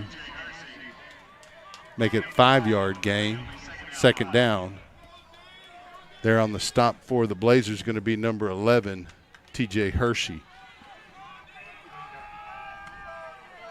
Marion remains the running back for Gilpin. 2 receivers here on the near side, 1 on the far side. Tight end on the near side. There's the snap. They hand to Marion on the right side. He lowers his shoulder and picks up about a yard. He's tackled by the linebacker, number 57, Emmanuel Stanley. It's going to give him about a yard. It's going to be third down and about 4 yards to go. We're down to 14 minutes and counting here in the third quarter. Play clock at 26. Gilpin gets the play from the sidelines, comes to the huddle, calls that play. Pirates break the huddle, 2 receivers either side of the formation. Marion, the running back, with Gilpin. Big play here on third down, early third quarter. Costilla in motion. Gilpin takes the snap, drops straight back. Turns, throws the ball out of bounds. He was out of the pocket. Not sure if that's going to be a grounding penalty or not. It looks like the linesman and the referee are going to discuss it here. Gilpin just had to get rid of the ball. Too much pressure from the Blazers. Doesn't look like there's going to be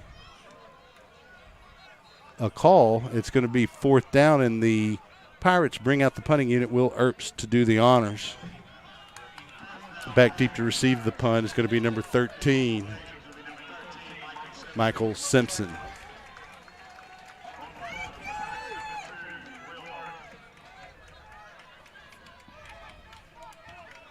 We'll see if Earps finds a lane here where he can pick up a first down on this rugby-style punt. I'm sure the Blazers saw that on film. He's going to throw instead. Pass is complete. It's a first down to the midfield into Blazer territory at the 44 as Erbst, instead of running, finds the open receiver, number 39, Cameron Kimball, and the Pirates have a first down in Blazer territory at the 43-yard line in the opening drive here of the third period. 13:20 and counting in the third quarter. Pirates will huddle on the sideline.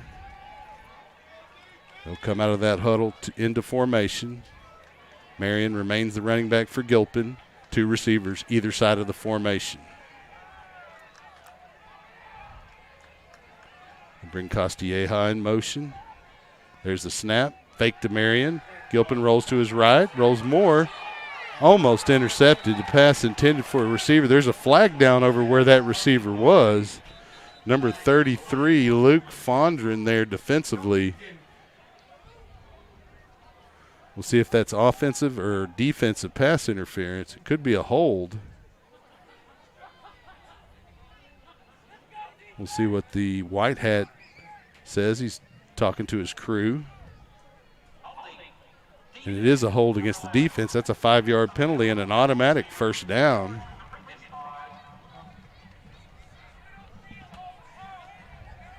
They're going to give it make that a 10-yard penalty, rather. So that'll move the line of scrimmage to the 33-yard line of the Blazers. First down for the Pirates. 12:46 left here in the third quarter. Marion, the running back, with Gilpin. 2 receivers either side of the formation. Costilleja in motion. Gilpin fakes to him, rolls to his right. Almost intercepted there again. Number 33 with his mitts on the ball, Luke Fondren. Knocks it incomplete. It'll bring up second down. That'll stop the clock with 12:34 remaining in the third quarter. Gilpin goes to the sideline to get the play call from his offensive coaching staff.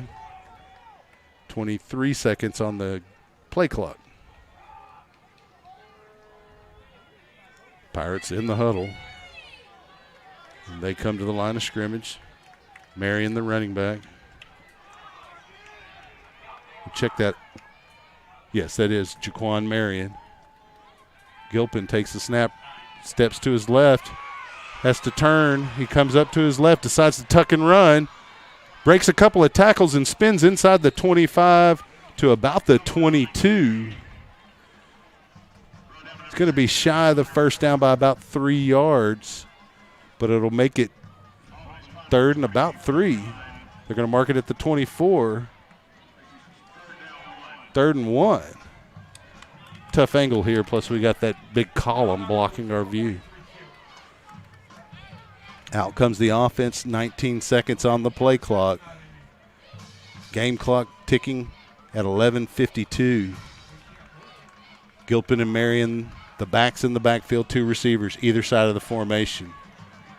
They'll bring a man in motion. There's the snap. Gilpin decides to run behind Marion. He lunges forward. He's going to pick up the first down right around the 21. So it'll be a first down. That'll stop the clock with 11:38 for them to set the chains. Referee winds the clock at 11:33 and counting. Pirates first down. Play clock at 20 seconds. Pirates break the huddle. Gilpin, Marion in the backfield, 2 receivers either side of the formation. Bring a man in motion. Gilpin takes the snap, rolls to his right, looks downfield. He has a man open in the end zone. A pass a little bit too long. Intended for Costilleja. That'll stop the clock at 11:06.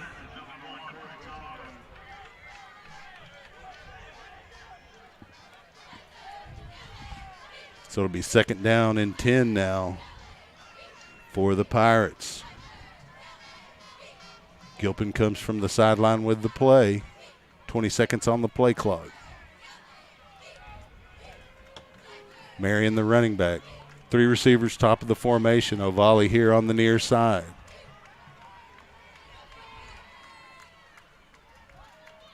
Gilpin takes the snap, rolls to his right, has to tuck up and run. They got a flag in the backfield. His pass incomplete. It's going to bring up third down. That flag's usually in the area of a hold. So with 11 minutes remaining in the third quarter, let's see what the call is and whether or not the Blazers want to make it 3rd and 10 or 2nd and 20.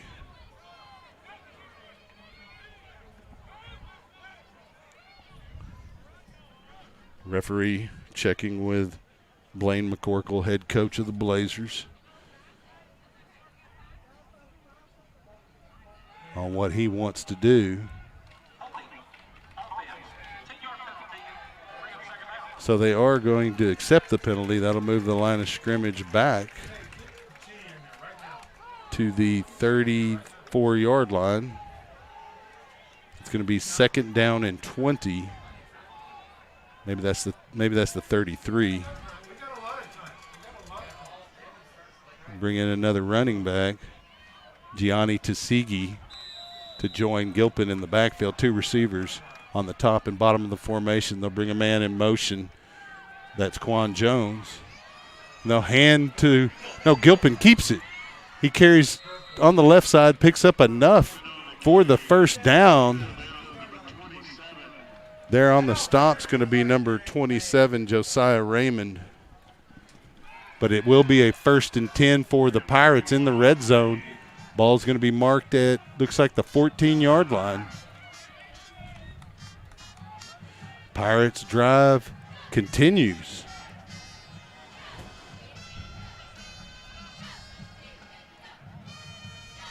Pirates in the huddle here, 14 seconds on the game clock.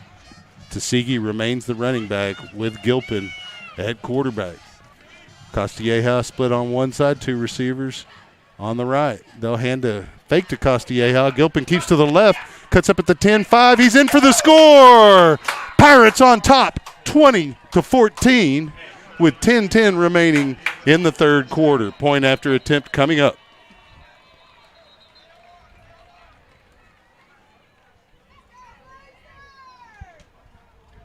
A little bit of a conversation amongst the referee crew.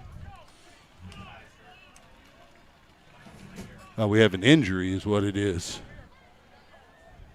Looks like he's going to get off the field under his own power.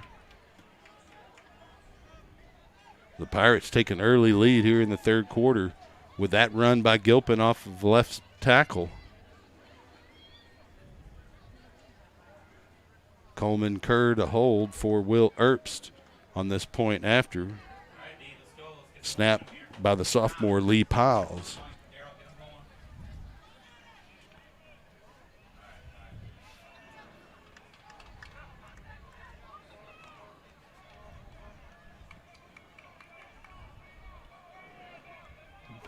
Referees haven't started the play clock yet.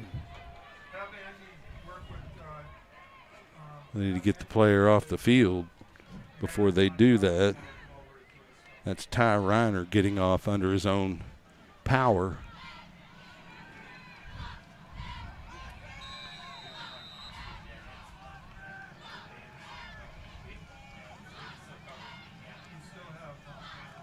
Piles with the snap, Kerr with the hold, Erbst with a kick, and it's good. And the Pirates take a 21-14 lead with 10:10 remaining here in the third quarter. We'll take a quick moment here and mention our sponsors. Thank you, sponsors: Antioch Georgetown, Chapel Realty Group, Roger Chapel, Chick-fil-A, Chisholm Trail Pediatrics, CJ's Catering, Hewlett Chevrolet Buick Volkswagen, Double Dave's Pizza, Eagles Wings Home Services, First Texas Bank, Gary Brown CPA, Georgetown Commercial Properties, Georgetown Shirt Company, Georgetown Title, Groove Line Productions, HEB, Hello Georgetown, John F. Lewis CPA, Mighty Fine, Minutemen Press, Waterboy Graphics, Primerica Financial Solutions, Derek McGill, Ross and Champion CPA, Rudy's, St. David's Georgetown Hospital, Schlotsky's, Sheraton Austin Georgetown Hotel and Conference Center, Stephanie Featherstone State Farm, Upstream Investment Partners, Scott Olson, Whataburger, and Wolf Ranch. Fournier to kick, and he gets a pretty decent kick. It's going to be fielded by Carter at about the 10. Carries it straight up the seam. He's going to get upended by J.J. Slack right around the 27-yard line, where the Blazers will have 1st and 10 with 10:06 remaining in the third quarter. Now it's up to the Pirate defense to get them a stop here. That Blazers offense at times has looked pretty good, but credit the Pirate defense holding them to only 14 points in the first half. This offense scored 49 points last week in their 56-28 win over Millsaps. Osagunya in the backfield with number 1 Foley. 2 receivers top of the formation, 1 here on the near side. They'll hand to Foley right off left guard. Bunch of guys there for the Pirates, led by Edmundo Suarez. Also Nick Hackett, number 77 there.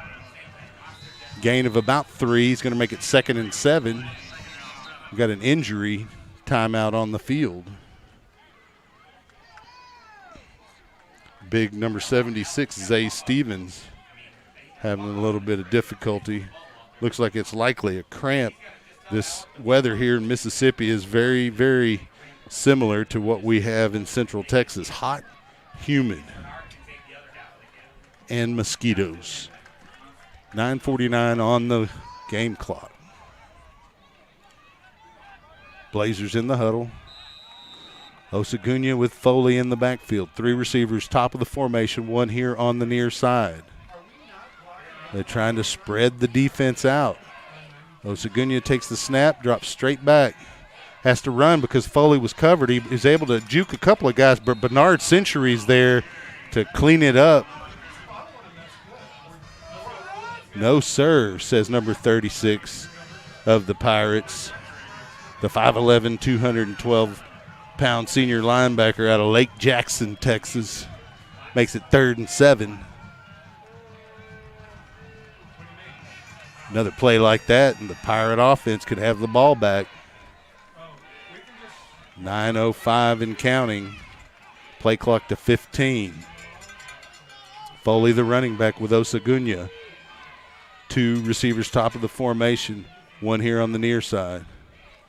Osagunya looking to pass, and he's sacked. Number 94, Jason Lund, the 6', 222-pound defensive end out of Azle, Texas, gets a sack.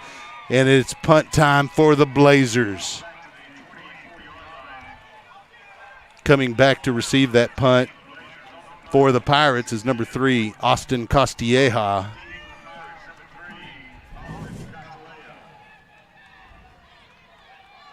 Andrew Norton in to punt for the Blazers.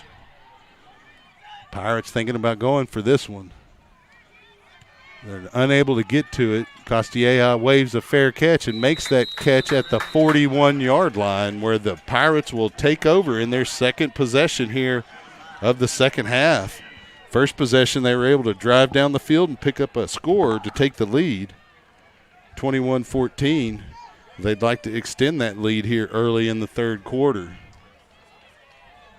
Offense huddling on the sideline. Blazer defense on the field. Play clock has not started. The Pirates will come onto the field. Running back's going to be Jaquan Marion with Landry Gilpin. You got 3 receivers at the top of the formation for Gilpin, and Ovali here on the near side. Bring a man in motion. That's Richardson. Gilpin drops back.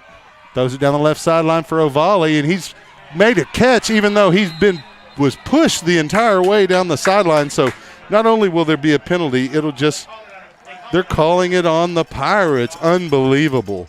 Eric Ovali had position, and the pass was great by Gilpin, and the referee on that sideline said that Ovali pushed off. Unbelievable.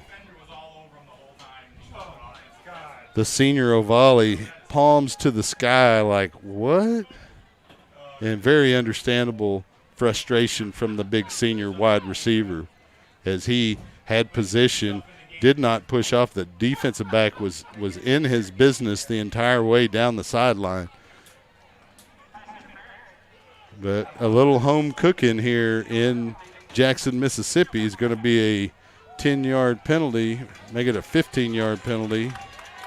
It will remain first down, but the line of scrimmage will now be the 26-yard line. Pirates needing to get to the Blazer 49 for a first down. Gomez comes into the game at quarterback.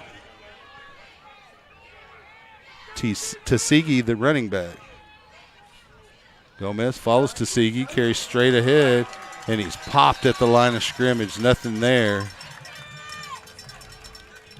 Making the stop for the Blazers is going to be number 16, Connor Fordham. So it'll be second down now for the Pirates. Gilpin will come back into the game at quarterback. Jaquan Marion will come in at running back. Pirates need 25 yards to convert a first down. Two receivers, top and bottom of the formation here. Send Richardson in motion. Gilpin rolls to his right, flips it down the right seam. Castilleja had a step on the defender, pass a little long. That was number 11, TJ Hershey, on the coverage. There's a flag in the backfield, however. We'll see what the call is here. Be unfortunate to go against the Pirates. Personal foul. Hands to the face on the defense, so that'll give the Pirates a first down. So it'll be a 15-yard penalty back to the original line of scrimmage, and it'll be 1st and 10 at the 41 for Southwestern. That's a big break there as the defender gets his hand into the offensive lineman's face to put pressure on Gilpin. Marion, the running back here. Gilpin comes in from the sideline with the play from the offensive coaching staff. 18 seconds and counting on the play clock. You've got two receivers either side of the formation. Gilpin takes the snap, rolls to his right, spins back to his left, has to tuck it and run. He's tackled right near the line of scrimmage as he tried to cut to the right there. Number 45 on the tackle, that's Everett Jones. So there's no gain, maybe a half-yard gain there. It looks like they're going to mark it right at the line of scrimmage. It'll be 2nd and 10. So Castilleja coming to the game for Richardson. Gilpin remains the Pirate quarterback. Jaquan Marion, the running back. Three receivers to Gilpin's right. O'Volley here alone on the left. He'll bring a man in motion. That's Quan Jones. And Gilpin with a pass down the right sideline. Almost caught. You know, that could have been called an interference there, as well as both players had hands on each other. That's number 27, Josiah Raymond, on the coverage. A 5'11", 187-pound freshman out of Denham Springs, Missouri. It's third down.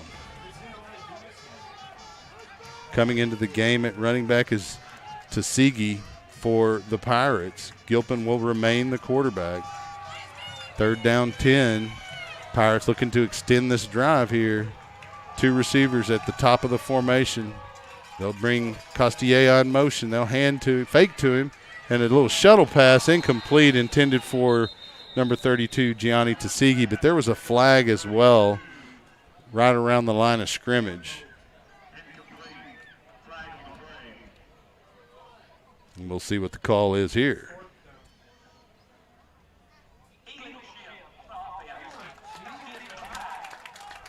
So it's going to be 4th down after the illegal shift, and the Pirates will bring out Will Earps in the punting unit.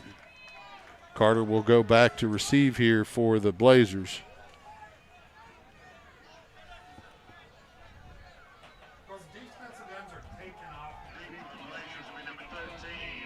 The Pirates able to extend the last drive with a little fake punt with Earps. I don't think they'll try that this time, though. They'll probably try to clear it out. Flip the field here. Earps gets the snap, rolls to his right. punches it down the sideline. It's going to be fielded by Carter. Fair caught at the 15, where it'll be 1st and 10. Or check that, not Carter, Michael Simpson, where it'll be 1st and 10 for the Blazers. Pirates still on top with 6 minutes remaining here in the third quarter. The score 21-14. Pirate defense feeling it tonight, out on the field ready to go. Segunya comes in at quarterback for the Blazers. Colby Blunt, the running back, along with Foley. They're going to hand to Blunt. Nope, he's going to keep it. Segunya keeps it straight up the middle. And about 3 or 4 yard gain there to the 20. They're going to make it 2nd down and 6.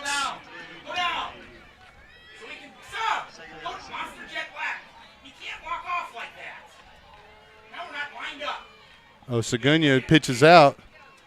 Slack able to make a play on the running back, Brad Foley, on the little pitch after a fake dive. Gain of about 1 yard, maybe 2. It's going to be 3rd down and about 6. 5:20 and counting here in the third period. 26 seconds on the play clock. Big play here for the Pirate defense, an opportunity to get back off the field and give the offense the ball. 2 receivers, top of the formation, 1 here on the near side. Fake to both running backs. Passes dropped, intended for Simpson. Good defense there by Elijah Norris as he gets a hand in there, knocks it loose. It's 4th down and 6. Blazers had an open receiver there on the seam and Simpson, but Norris able to stick his paw in there and poke it away. The punter will come in for the Blazers, and that's Andrew Norton. Back deep to receive, Austin Castilleja. Another good job by the Pirate defense. We have a whistle. We'll see what the call is. Pirates pointing towards the Blazers, and it was a false start against the Blazers, and that'll back them up 5 more yards and make it 4th and 11 with 4:55 on the clock. Castilleja setting up right around midfield to field this punt. Very dangerous returner for the Pirates. The senior out of Bernie. The punt is blocked, and it's caught by J.J. Slack for a touchdown, Pirates. Another great special teams play by the Pirates, and they capitalize to the tune of a touchdown with a point after opportunity.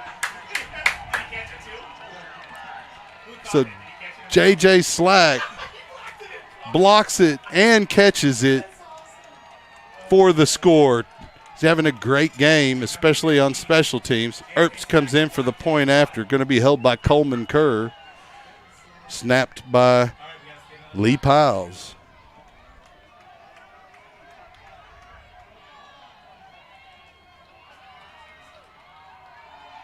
We're going to have a whistle. Snap, hold, kick is up and good, but there was a movement on the right side of the Pirate line, which will likely, unless they were drawn by a defender, it's going to be offsides against the Blazers, so the Pirates will decline that, and they'll have a 28-14 lead here with 4:49 remaining in the third quarter. And there's another great play by the Pirates special team.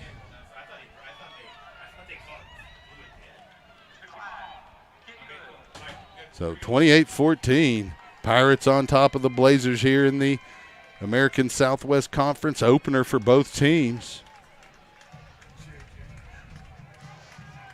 And you just need big plays like that. There's been big special teams plays. Will Earps made a completion to continue that opening touchdown drive of the third quarter for the Pirates. And then here the defense pins the Blazers back, and J.J. Slack able to penetrate the line of scrimmage, get his hand on the football, knock it straight up into the air, and field it for a touchdown. Earps will turn over the duties to Fournier for the kickoff here. Back deep to receive for the Blazers is Colby Blunt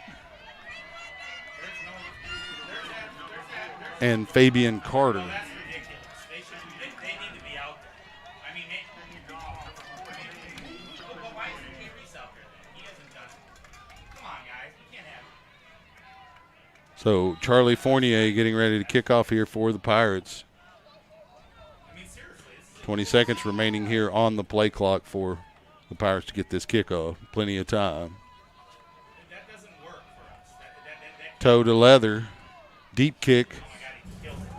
It's going to be fielded. It's going to bounce into the end zone as Thank the God, Charlie. receiver, number 4, Colby Blunt, thought about fielding it around the 2 and decided to let it bounce into the end zone for a touchback with 4:49 remaining. And the Pirate defense, you know, the only unfortunate thing about blocking a punt and getting a score is the defense has to come back out onto the field right away. They didn't get much time to rest, but the way they're playing, you know, they want to be out there.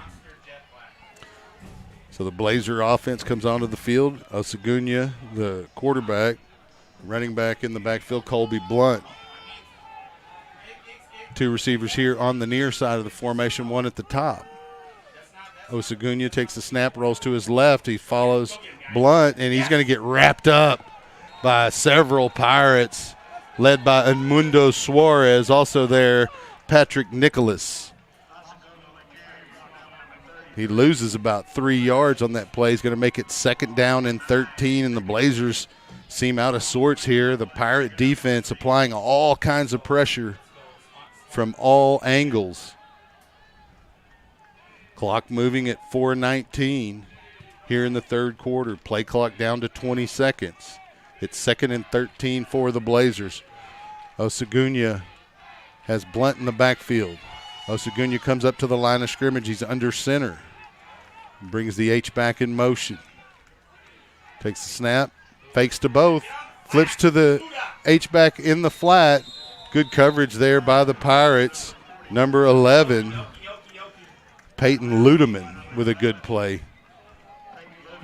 Gain on the play of about 8, though. It's going to move the line of scrimmage up to the 26. It's going to make it 3rd and 8. So make that gain about 6. Blazers in the huddle. Osagunya gets the play from the sideline. Calls the play in the huddle. They break.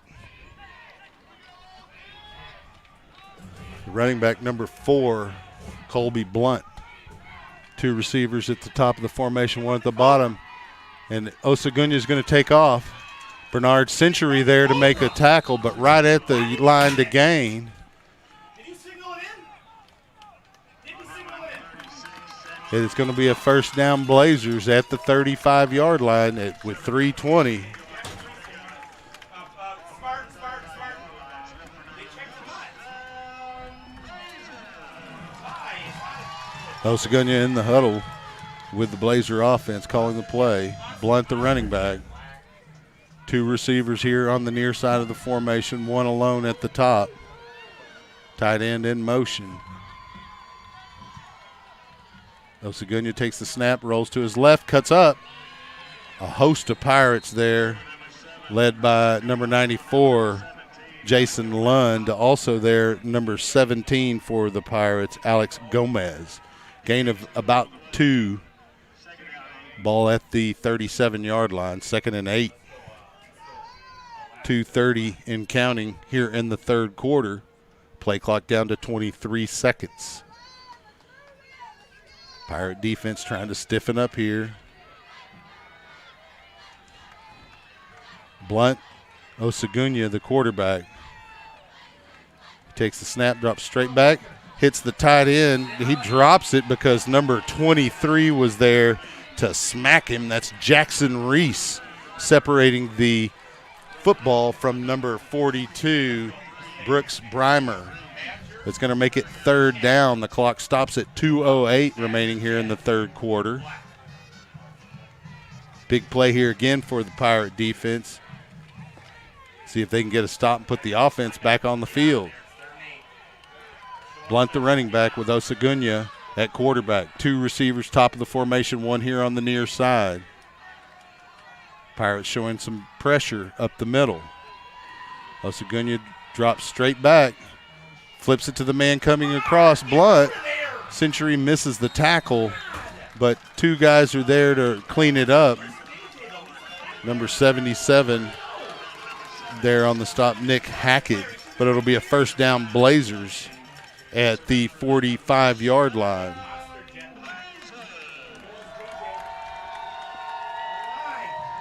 The clock moving at 1:57 here in the third quarter.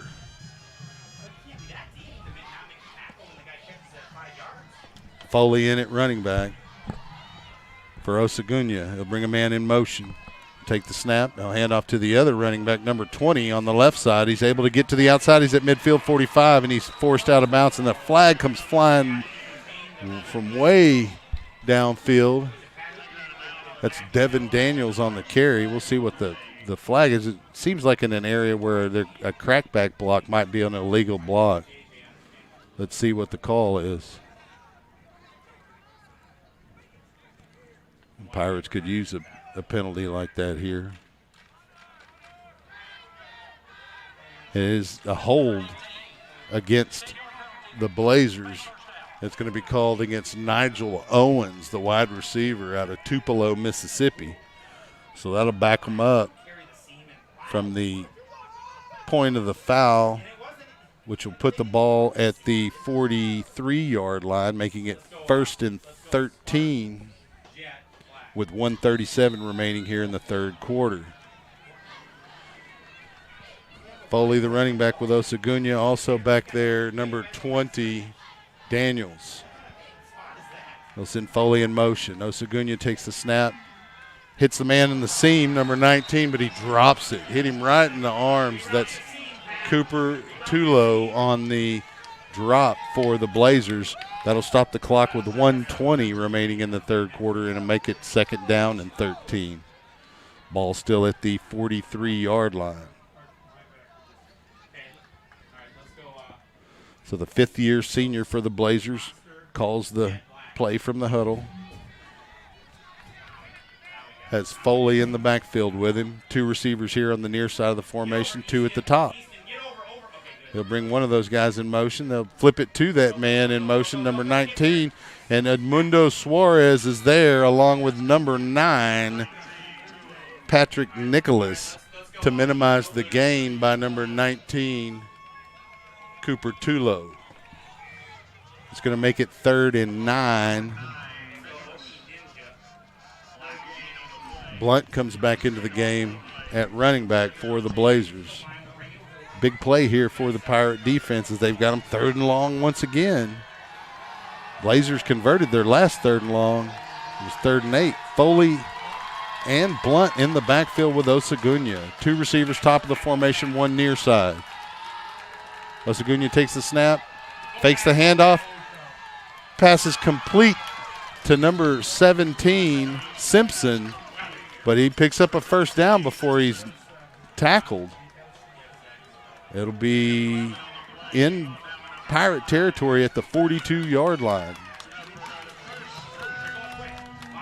And they're getting back up on the line of scrimmage. The Pirates trying to hustle into position. Osagunya, and we're going to have a false start, a motion penalty as the Blazers try to take advantage of the Pirate defense substituting, and they move before the snap, and it'll be a 5-yard penalty against the Blazers. That'll move it back to the 48-yard line, make it the 47-yard line.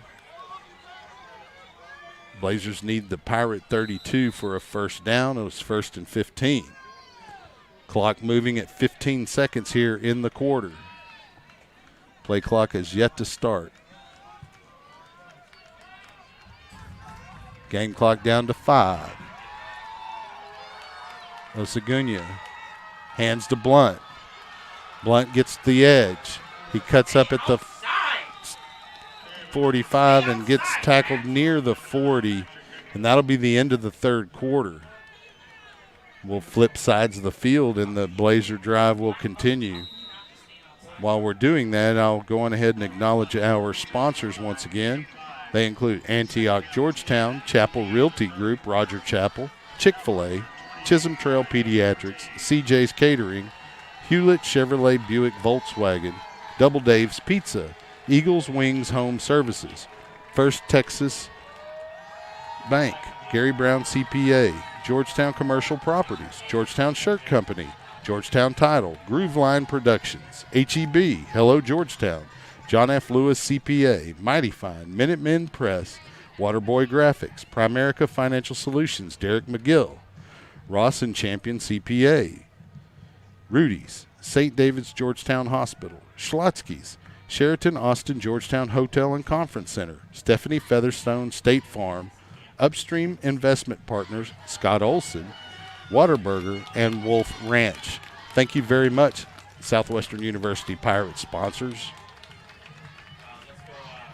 And you Pirate fans, make sure you support these sponsors as they support your Pirates. So the running back is going to be number 1, Brad Foley, along with Osagunya in the backfield. He's got 3 receivers, top of the formation, 2nd and 10. A tight end here on the near side. There's a snap. He moves to the left. He's got a lane. He's going to get tripped up by number 23 of the Pirates, Jackson Reese. And there's a pretty good gain there by Osagunya up near the 35-yard line of the Pirates.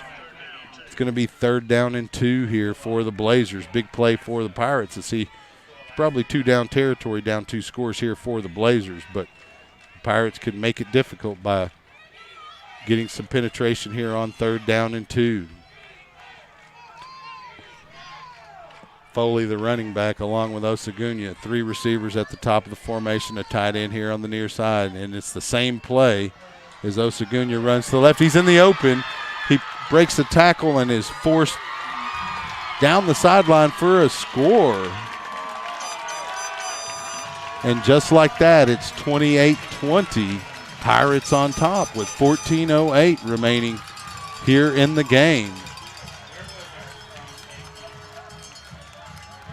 The Blazers saw something in that formation and ran to that same side, the weak side, behind the tight end. They had 3 receivers top of the formation. They'll come in for the point after attempt. Andrew Norton to do the honors. Check that. That's Honstas.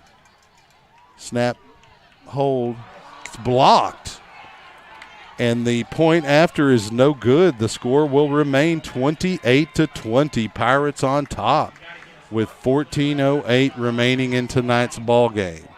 It's still a 1-possession game, but by getting a hand on that point after attempt, the Pirates would force a 2-point conversion just to tie the game if the Blazers are fortunate enough to try to get or to get a touchdown here in the remaining 14 minutes. What the Pirates need is for their offense to move the ball and burn clock. Coming out to kick off will be Honstas for the Blazers. Pirates return team on the sideline. Back deep is going to be Castilleja and number 4, Elijah Norris.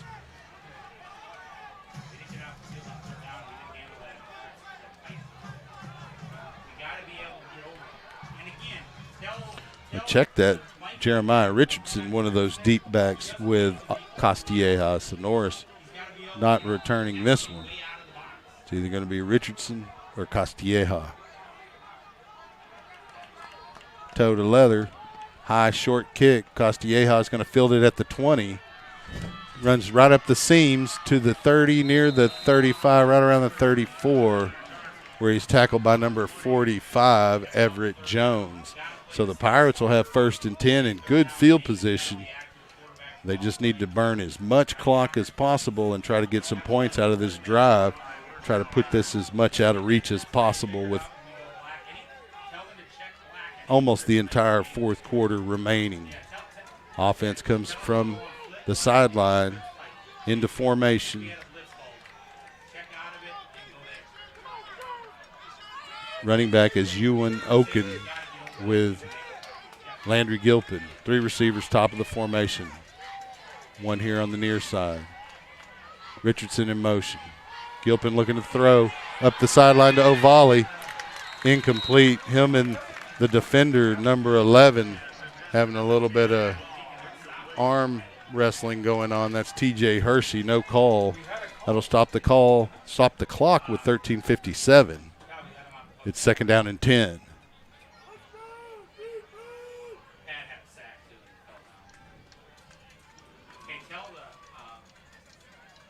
Cam Collins comes into the game for the Pirates, number 1. Oken remains the running back with Gilpin. 2 receivers here on the near side. 2 receivers top of the formation. They'll bring Castilleja in motion. Gilpin takes the snap, fakes, keeps it, bounces it outside, cuts up at the 25. It's going to get wrapped up there after a minimal gain.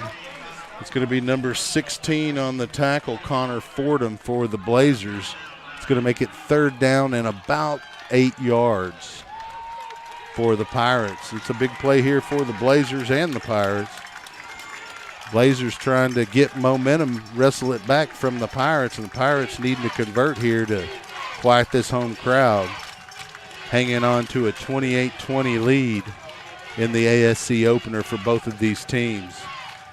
Oken, the running back with Gilpin. 3 receivers here on the near side of the formation. They'll bring Richardson in motion, send him back out.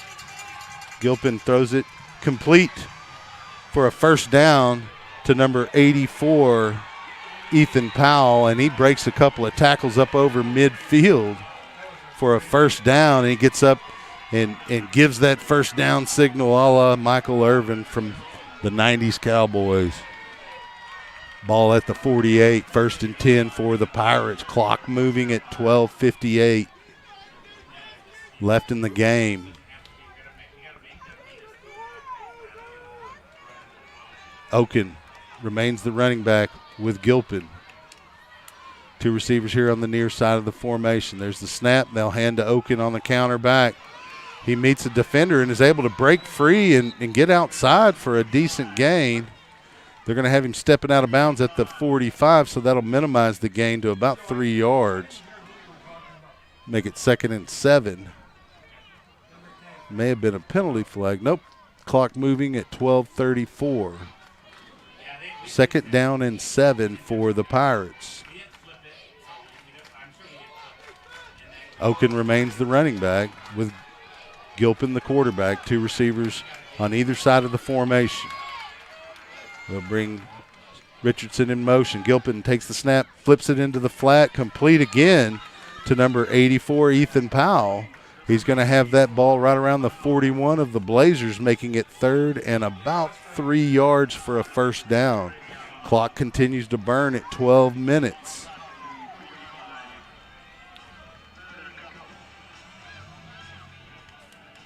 Pirates remain in a huddle here. 23 seconds on the play clock, 11:46 on the game clock. Oken the running back with Gilpin in the backfield. 2 receivers either side of the formation. They'll bring Richardson in motion. There's the snap. Gilpin rolls to his right. Tux decides to run, goes back to his left, flips it out. The pass is complete for a first down to number 25, Ewan Oken. That looked like a complete pass to me. They're going to say it was incomplete. Maybe he was out of bounds. It's going to be fourth down on that incompletion. The clock will stop with 11:21. Big play here for the Pirates and the Blazers. Home crowd getting rowdy. About 16 seconds on the play clock here. Oken remains the running back with Landry. 2 receivers either side of the formation. Richardson in motion. The Pirates will call timeout with 11:21 on the clock, and they want to discuss it here on 4th down and 3. We'll take the opportunity to mention our sponsors once again.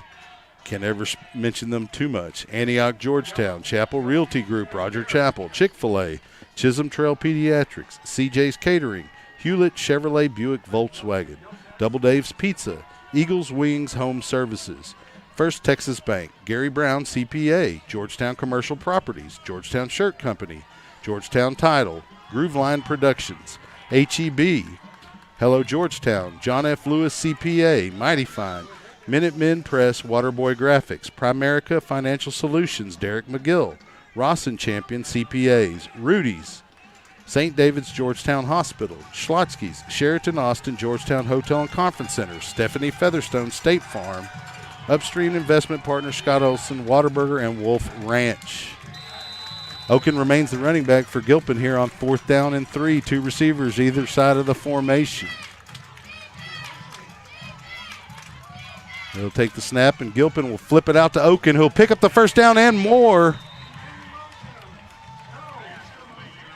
It's a first down, Pirates. Ball's going to be marked at looks like the 35-yard line of the Blazers, and that is a good play. It'll keep the clock moving, and the Pirates maintain possession. They need to get some points out of this drive and put a lot of pressure on that Belhaven Blazers offense. Oken remains the running back with Landry, 2 receivers either side of the formation. Landry brings Richardson in motion. There's the snap. Landry keeps it. Carries straight ahead behind the left guard. Not much there. He might have gotten a yard.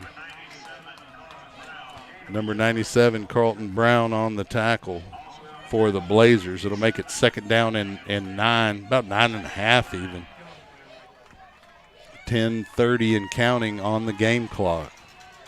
Pirates leading the Blazers 28-20. Blazers have 3 timeouts. The Pirates still have 2.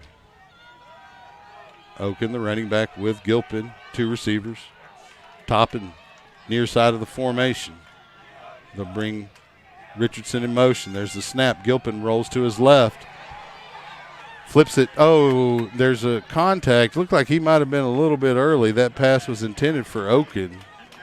I'm going to give credit defensively there to Faison Locke to make it 3rd down. That'll stop the clock on the incompletion at 10:03. Play clock moving at 27 seconds. Pirates in the huddle. Oken and Gilpin in the backfield for the Pirates. 2 receivers either side of the formation. Richardson coming in motion. There's the snap, and they'll hand to Oken going the other way. He cuts up and spins. There's a flag.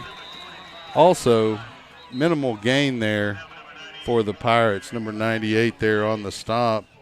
That's Demetrius Brokenberry. That area is usually that flag's usually in the area of a hold. We'll see what the call is.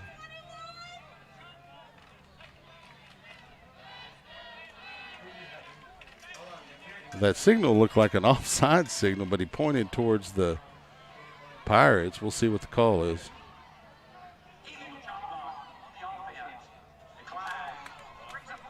So it's going to make it 4th down and 9 as they decline the illegal chop block against the Pirates. 9:59 on the game clock, and Pirates are in the area to go for it. Looks like they're going to. Gilpin comes out. Play clock moving at 20 seconds. Game clock moving at 9:50. Oken, the running back. 3 receivers here on the near side of the formation. They'll bring Richardson in motion. Gilpin takes the snap, drops straight back, looking down the right sideline, has a man open. Ovali hit him in the hands, and there's a penalty flag. His number 11, the defender, TJ Hershey, pushed Ovali down right when the ball arrived. That'll be an automatic first down for the Pirates. Pass interference call. The Blazer coaching staff unhappy as Blaine McCorkle throws his hands into the air, but the Pirates will have a first down. Line of scrimmage is going to move up to looks about the 19-yard line, maybe the 18. That's where it looks like it'll be. There's some discussion here about where to put it. And so it's going to be on the 18-yard line, first down and 10 Pirates. 9:33 remaining in tonight's game. They lead 28-20. Into the game now comes Jaquan Marion for Landry, and they'll bring Richardson in motion. There's the snap. Gilpin rolls to his right, throws it deep in the back corner for Castilleja. Touchdown, Pirates! Deep pass from Gilpin to Castilleja in the back corner of the end zone. Nice drag pattern along the back goal line. And the Pirates extend their lead 34-20 with 9:26 remaining in the game. Point after attempt coming up. Will Erbst will do the honors, and it looks like Coleman Kerr will hold. Lee Piles, the deep snapper.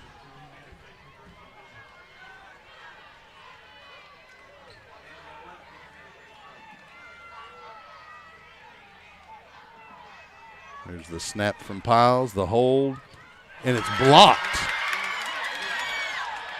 Erbst picks it up, and he's tackled by number 1, Brad Foley. Or check that, that's Corey Tolliver on the tackle for the Blazers. The score will be 34-20 with 9:26 to go. There's still plenty of football to be played here, but the Pirates have built a 14-point lead here in the fourth quarter. Going back deep to receive this kickoff is going to be Michael Simpson, along with number 88, Fabian Carter.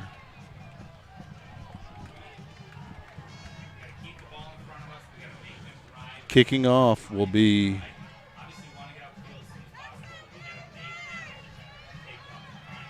Charlie Fournier.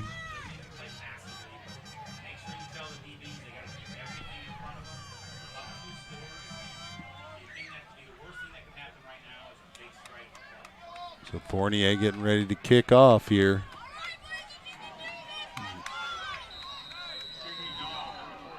The home crowd imploring the Blazers to do something here. Fournier going to try to kick it out of the back of the end zone if he's able to. Not much of a wind here. Toe to leather. It's a deep kick. It's going to be fielded right around the 5-yard line. He carries up 15-20, cuts to his right at the 25. Skips his way up to the 28 before he's stopped. That's Simpson on the return. Tackle made by number 39, Aiden O'Connell. Where it'll be first down and 10 Blazers. At the 28-yard line on their own 28. Osagunya comes back out at quarterback. Going to have in the backfield with him number 1, Brad Foley. They'll have 3 receivers here on the near side, and they may try to get a score quickly. They're going to fake to Foley, and Osagunya carries straight ahead up over the 30 to about the 32. Tripped up by number 17, Alex Gomez. Gain of about 4 is going to make it 2nd and 6. Ball at the 32-yard line. 8:58 and counting. Play clock at 28. Foley remains the running back. 3 receivers here on the near side for Osagunya. Osagunya rolls to that side, flips it out into the flat, and passes complete to number 5 as he falls out of bounds. That's Jeremy Batten. It'll be a first down Blazers at the 42-yard line. Clock moving at 8:33. Play clock at 28. Foley stays the running back for Osagunya. They move the 3 receivers to the top of the formation, tight end here on the near side. They hand to Foley going right, and he's able to break some tackles, and finally making the tackle is Alex Gomez, but not before Foley picks up a first down in Pirate territory at the 46-yard line. Clock moving at 8:10. Pirates again on top by 14. The Blazers trying to cut it to a 1-score game with this drive. Foley, Osagunya in the backfield together. 3 receivers here on the near side of the formation. There's a snap. Osagunya flips it into the flat, complete to number 19. And there is a hold. And he gets down the field. That's Jaron. Check that, Cooper Tulo on the reception. I don't see a flag, although there was a big hold there right at the point of attack. They're going to give a first down for the Blazers at the 35.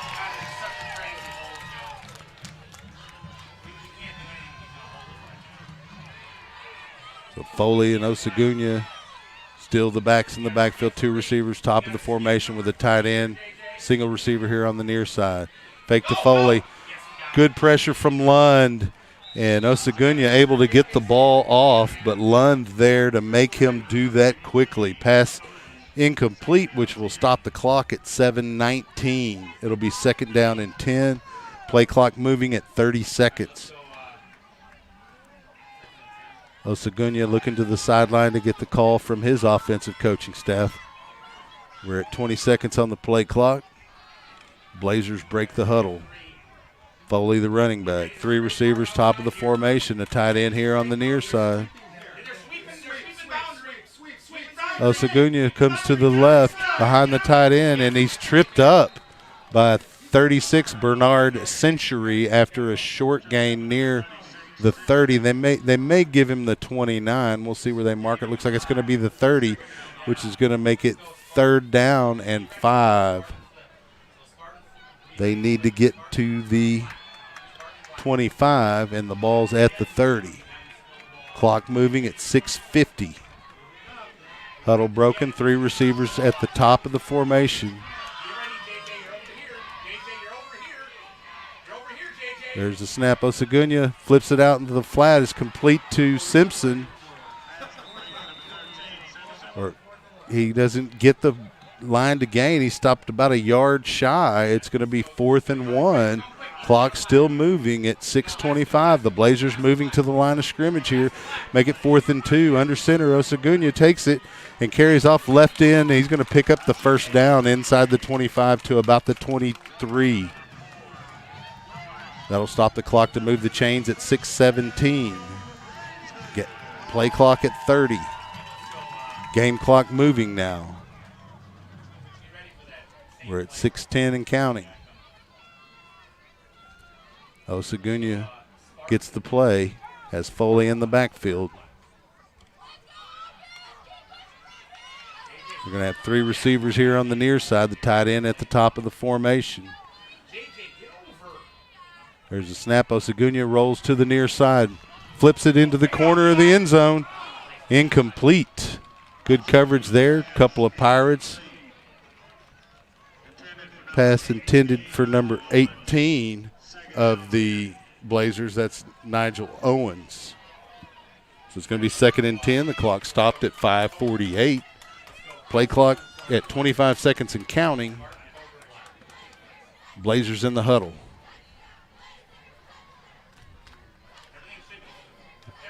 Osagunya with Foley to his right. Three receivers on the near side, tight end to the right of the formation. There's a snap. They'll hand to Foley. He'll get a little room on the outside. He's breaking some tackles, and he's going to get down to about the 1 yard line where it should be 1st and goal. It's a good run by Foley. So it'll be 1st and goal. We have an injured player down.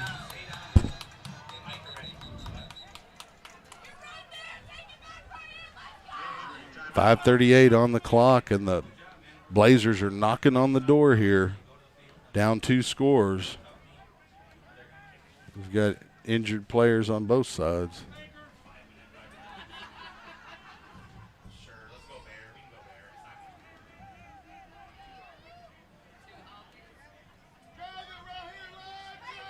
The Pirates will bring in some substitutions, try to see if they can get a stop here, at least force the Blazers to burn some of this clock.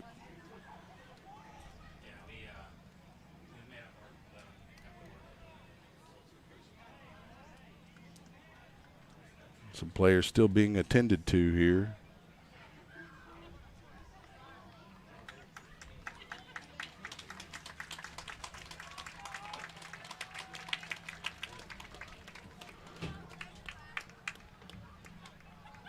Elijah Norris getting up off the field under his own power. So the Blazers will come out with 5:38, a 1st and goal. Ball on about the 1 yard line. Foley will be the running back. And he's got Norton. Check that. That's Breimer in the H-back. And they'll do a quarterback sneak from Osagunya. And he'll carry it across the goal line with 5:27 remaining. That'll make the score 34-26 with a point after attempt pending here. Play clock moving at 30 seconds as they set up for the point after. Konstantin Hansis in for that PAT attempt. Had the last one blocked. Play clock down to 13 seconds. Snap, hold, kick is up, and it's good. It is a 7-point game with 5:27 remaining in the ball game. 34-27, Pirates on top.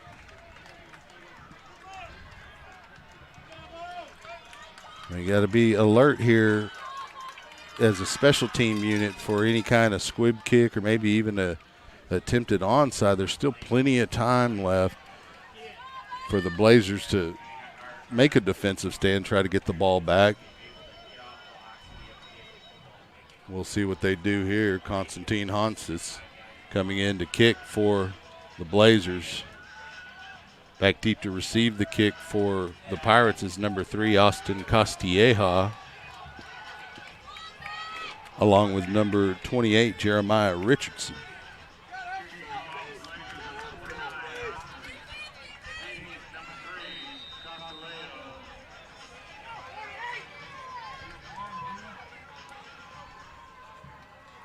Constance toe to leather.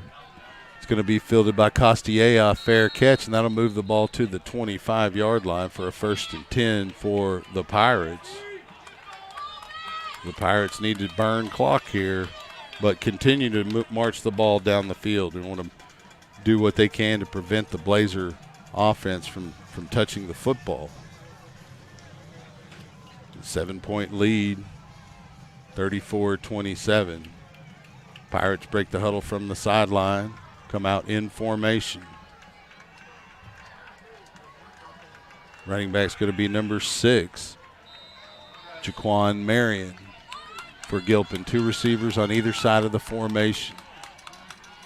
They'll bring Castilleja in motion. There's the snap. Gilpin flips it out to Ovali in the flat. He's going to carry it up to the 29, but he's going to step out of bounds with 5:23, gain of about 4. It's going to make it 2nd and 6. You need to try to stay in bounds after making that reception, but clock stopped now, 5:23. Ball at about the 30-yard line. Make it the 29.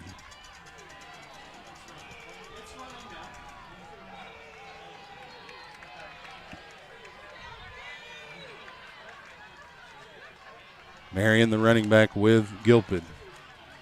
Gilpin takes the snap. Hands to Marion straight ahead. He's dancing. He breaks the tackle, spins his way up close to the 35. He's about a yard shy of the line needed for a 1st down. So it's going to be 3rd down and 1 for the Pirates here. And the clock burns at 4:45. There's 30 seconds on the play clock. Coming into the game at running back is going to be number 22, the senior Brandon Jennings. Check that. Marion is in the game with Jennings. Quarterback keeper straight ahead for the 1st down. The Pirates continue their drive, picking up the 1st down up over the 35 to the 36. And that'll stop the clock momentarily to move the chains. And the clock moving again at 4:14 with 27 seconds on the play clock. Gilpin comes in from the sideline. They're going to take their time, burn as much play clock as they can. Jaquan Marion remains the running back for Gilpin. 2 receivers either side of the formation. Castilleja in motion. There's the snap. They hand off to Marion. Nothing there. He's able to bounce around, break a couple of tackles, and carry up near the 40. They're going to stop him right around the 39. On the stop, number 98, Demetrius Brokenberry, the senior out of Shreveport, Louisiana. They're going to give him a gain of 3. It's going to make it 2nd and 7, 3:30 on the game clock.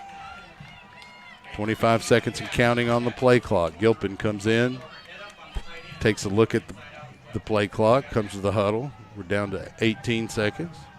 Pirates break the huddle. Marion will remain the running back. 3 receivers here on the near side of the formation for Gilpin. We're going to send Richardson in motion. There's the snap, and we have a whistle. It's going to be a motion penalty against the Pirates, and that's an unfortunate situation. That'll move the line of scrimmage back 5 yards. It's going to make it 2nd and 12 now. Ball at the Pirate 34-yard line with 3:03 and counting. Play clock at 20 seconds.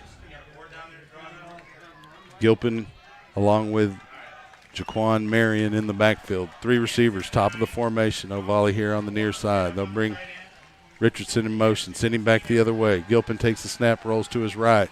Flips it down the field. O'Volley off his fingertips. Incomplete. That was a tough pass. Gilpin put it about the best spot he could put it. O'Volley just beyond his reach, though. It's 3rd down and 12. The most unfortunate part of that play is it stops the game clock at 2:40. 3rd down and 12 yards to go. Ball on the Pirate 34-yard line. Play clock at 20 seconds. The Pirates still have 2 timeouts. No need to burn one here, though, because no game clock's burning. And he's going to go on ahead and call timeout. They're going to talk about it. It's a good thing I took my blood pressure medicine before tonight's game. I'll tell you that much. 34-27 the score. Pirates hanging on to a 7-point lead. They've got it on their own 34-yard line, 3rd and 12 with 2:40 remaining in the ball game. The Blazers doing what they can to try to get the football back here. Pirates trying to keep it away and get points on this drive. At the very least, prevent the Blazer offense from possessing the football. Referees call both teams back out onto the field.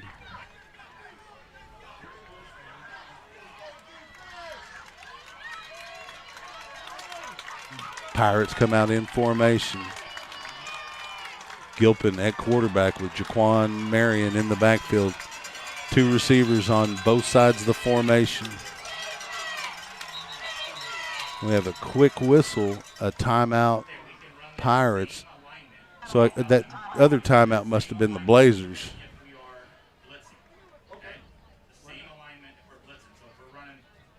Pirates wanted to see what they come out in defensively and burn a timeout. It will still be 3rd and 12 out of that timeout with 2:40 still on the game clock.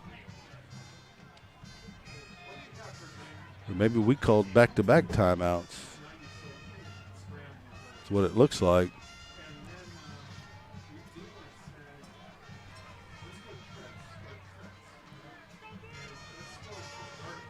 Blazer defense coming back out onto the field.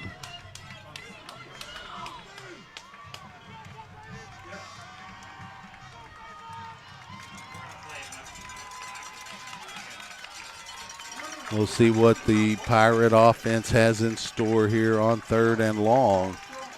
You know, it's a tough play call to make here because if you throw the ball and it's dropped, the clock doesn't burn. But if you run the ball, it's tougher to convert a 12-yard gain. We'll see what the Pirate offensive coaching staff comes up with here as the Pirates come out from the sideline into formation.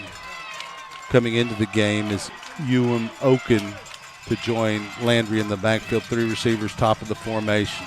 1 on the near side. Landry takes the snap, has a little bit of pressure, forced to scramble to his left, turns his shoulder, flips it downfield. It's caught for a first down, and that is a first down, Pirates near midfield. That's number 84 on the reception for the Pirates. Ethan Powell, the big 6'5", 207-pound junior out of Mason, Texas. And the Pirates, with the clock moving at 2:31, have a 1st and 10 near midfield. Big play there from both Gilpin and his wide receiver, Ethan Powell. Clock moving at 2:15. Jaquan Marion, the running back for the Pirates. 2 receivers on the near side, 1 at the top of the formation. Gilpin takes the snap, hands to Marion, up, coming right. Defense is there. Marion, not a whole lot there. He's got to hang on to the football. Loss of about 3 on the play to the 46-yard line. And with 1:53, we've got a timeout, Blazers.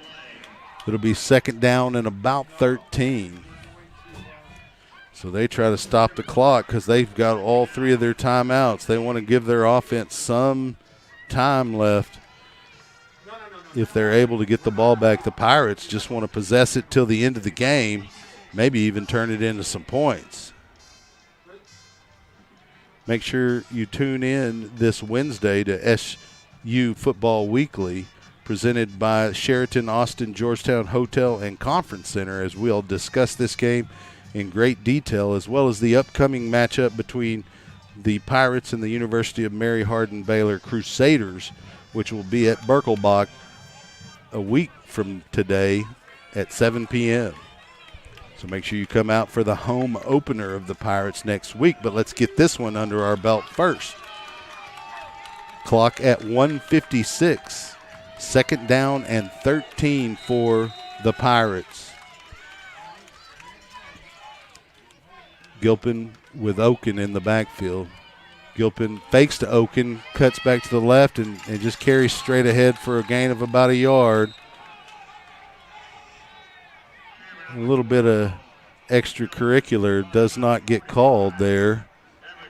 And there's another timeout burned by Belhaven with 1:51 remaining on the game clock. I'm surprised they didn't call a penalty on that, as number 97, Carlton Brown, got a little rough with one of the Pirate offensive linemen. It doesn't mean anything. Go for the first down. So it's 3rd down and 12 here. The Pirates trying to figure out what to do. Blazers still have another timeout, so if you run the ball or you don't convert a first down here, they'll still be able to stop the clock.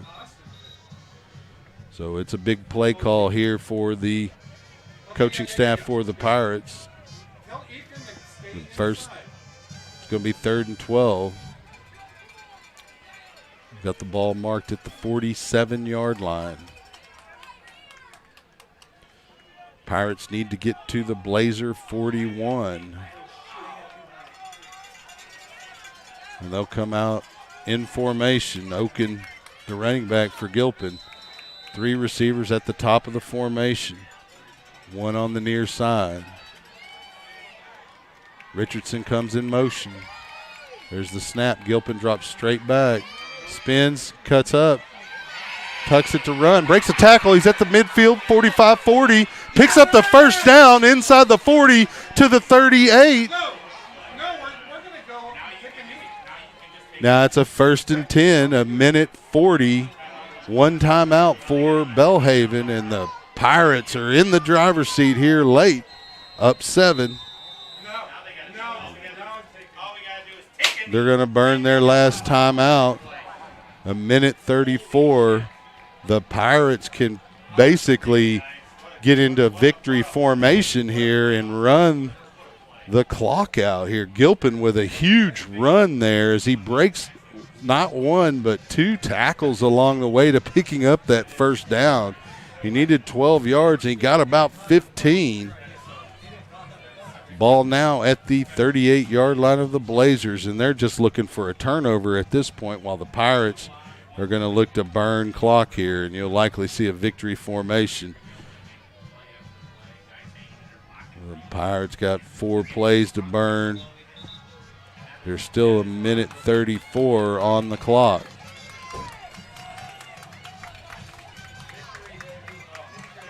Hopefully we'll get an interview with Coach Austin here post-game and maybe a couple of players.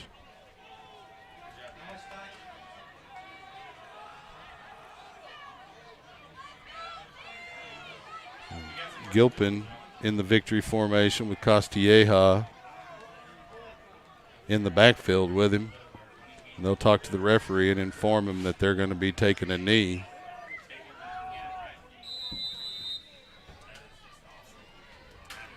Blazers trying to get a push here. Gilpin takes the snap. He runs around, takes the knee right around the 48. And the clock's going to burn. The play clock moving with 36 seconds. The minute 20 on the game clock. By the time they snap the ball here, they'll likely be about 48 seconds remaining. Castilleja and Gilpin in the backfield in the victory formation at 2nd and 17, under a minute. There's 9 seconds on the play clock. Game clock down to 52. Now 49. Gilpin takes a knee at the 43. And that is going to be, there's going to be one more play to run as the play clock has 34, game clock has 35. And so it'll be another knee, and that'll be the ball game. The Pirates are going to go to 1-0 in ACS play in 2021, while the Belhaven Blazers will drop to 0-1 in ACS action. Big win for the Pirates here on the road. Final play, Gilpin takes the knee, and that is going to be the ball game.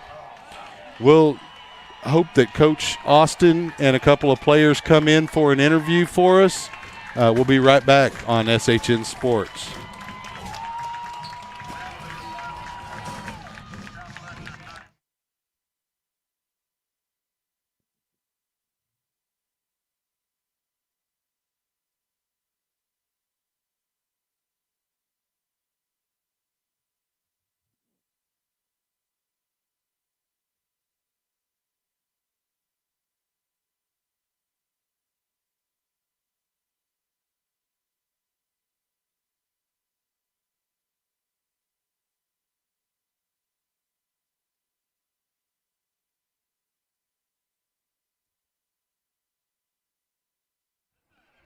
Test, test.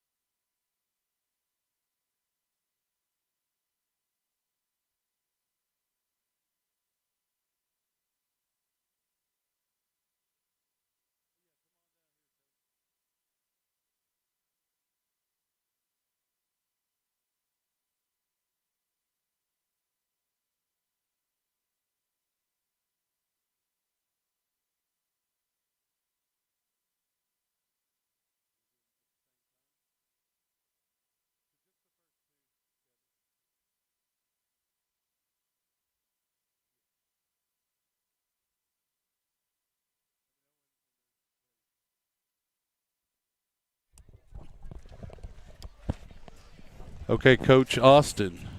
We talked about it on SU Football Weekly, presented by Sheraton Austin Georgetown Hotel and Conference Center. You got it right when there's no pressure on. That's when the right. GM's not sitting there when watching she's you. when she's not eyeballing me. But you talked about it. The improvement generally, you see the most improvement between game 1 and game 2, and we had a tough outing there in Thousand Oaks, but the team showed up big here tonight at Belhaven. Give us your thoughts on tonight. Really great effort. Really great effort. Just the resilience and the fact that we were in for the whole game as long as it took. The positivity was great. We were more focused today. We had a better week of practice. So I think in all areas we made some progress. And we still have work to go, but that's a good football team we beat. They're going to win some games this year. They're going to be a winning football team. We beat them at home. And so I don't know if we'll be coming back here for a while. No, I guess in a couple of years. I almost said something I probably shouldn't have said about conference realignment. No, we are changing conferences. Right. So, yeah, long-winded answer. In 23, I don't think we'll be coming back here. So we might be done with our playing at Belhaven for a while. And 3-0 on the road on long trips is a pretty good feeling. Yeah, I was pretty excited to see that there were some what appeared to be I don't want to throw referees under the bus, but there were some poor calls here or there, and the team showed resilience and were able to overcome what looked like some potential issues with the deep snapper getting knocked down on punts and extra points and things like that. So, it was a really good credit to the team to be able to overcome that kind of stuff and not allow it to drive you in the wrong direction. Oh, for sure. It takes maturity to let that stuff go and overcome that. Now, we stuck our nose in where it didn't belong a couple times, whether it was retaliation or we started it or whatever that would be. We got some Pirate fans coming there through. You go. But we stuck with it. And I told them at halftime, I said, hey, it was a frantic first half. Right. It was just frantic. It was a really, I'm sure it was fun to watch. It was an exciting football game. It football was a frantic first half. So guys, just take a deep breath, stop doing things that might shoot us in the foot, and then let's just be ready to be really focused and just have a really good second half. And they did that. Good job for our players. Well, and that offense was really good that we were up against, and the defense played really well, came up with key stops at perfect times. But ultimately, the offense kind of carried the day with a little help from special teams. So give us your thoughts on that. Our defense did a good job. They're a physical football team, and they hung in there. They're a physical running team. Their running backs are really good, some of the best that we're going to play against. So I think our defense did a good job hanging in there. Special teams, we made some big plays on that. We blocked 2 kicks. J.J. Slack blocked both kicks. Got a touchdown on one. Had a touchdown on one. We did a pretty good job. We need to keep working hard on our special teams. We're doing well there. And you're going to get talked to Landry Gilpin here in a minute. A young man that took a lot of heat last week, right? He got taken out of the game probably for the first time in his life, and man, did he respond. Yes. You can go one of 2 ways, and Landry went the way of a winner, went the way of a leader. That's right. That's the way. And there was a 4th down play in the 4th quarter, that speed option going away from the press box, where Broke 2 tackles. Landry stepped up. Well, when he pitched to him, but he stepped up and said, "Hey, it's 4th and 3. You want the ball game? Go get it right here." And everybody listened to him. They had his eyes locked on. So Landry had a great week, took a big step forward, and now we'll look forward to seeing if he can repeat that next week. Well, we'll get an opportunity to talk to him here. Coach, congratulations on the win on Thanks. the road, going 1-0 so far in ACS action. Cool. So we'll talk to you on Wednesday, Coach, or actually I'll see you at the hotel. But Hi, we'll Mom. talk Hi, to you Dad. on Hi, Wednesday. Marissa. Hi, Ryan. Reagan better be asleep, but if Reagan's up, hi, Reagan. Well, she could always watch the replay. So. She can't concentrate that long. She's a 6-year-old Gen Z. Okay. Thanks, Coach. Come on, Landry. Just put this on, get it all nice and sweaty. Definitely going to be. Okay, give us your thoughts on coming into tonight's game. It was a bit of a rough go, not for just you, but everybody against Cal Lutheran. And you certainly didn't put the product on the field that we expect out of the Pirates. But what we saw tonight is more along those lines. Give us your thoughts just in general on the team as a whole coming into tonight. Yes, sir. You're looking at a resilient group. These Yes, sir. guys, they're willing to go out every day, despite the results, despite anything, and put that behind them. They're ready to go into the next week and compete and to fight. And we needed this as a team. We needed this as a group of guys. We've obviously our spring season last year was restricted in a way, and we didn't get the results that we wanted. First game of the season, we came out on fire, and we didn't get the result that we wanted. And when I talk about resilience, I talk about guys that just come to work and put their nose on the grindstone and just go, this is them. And hats off to them. They competed their butts off, and I'm really proud of the way this team reacted. Well, let's talk a little bit about that last drive. You know, the Blazers had gone in, scored a touchdown, cut it to 7. The Pirates get the ball back, and there were a couple of long down and distance situations, but especially there on 3rd and about 5 where you broke a couple of tackles and picked up a first down, which basically put the game away. We got to go into victory formation, which I'm sure you love that. Yes, Talk sir. a little bit about that last drive and how the offense handled it in the huddle and what the focus of your team was. The way the offense handled that was your prototype, what you want out of your team going into a situation that's going to be tight like that. All eyes were focused on Coach. Everybody knew what the game plan was. They knew that this was for the game. And to go out and execute in the heat of the moment for us, our most exciting game in a while. Right. This is definitely something that we need to go celebrate. We need to have our hats off and just get back into the grindstone this week, but I'm proud of the way those guys reacted. I'm proud of the way they focused and they executed their positions. Well, obviously we got a tough game coming up with Mary Hardin Baylor, so you want to keep the celebration probably to tonight, maybe Yes, the sir. bus ride home, and then get back to work.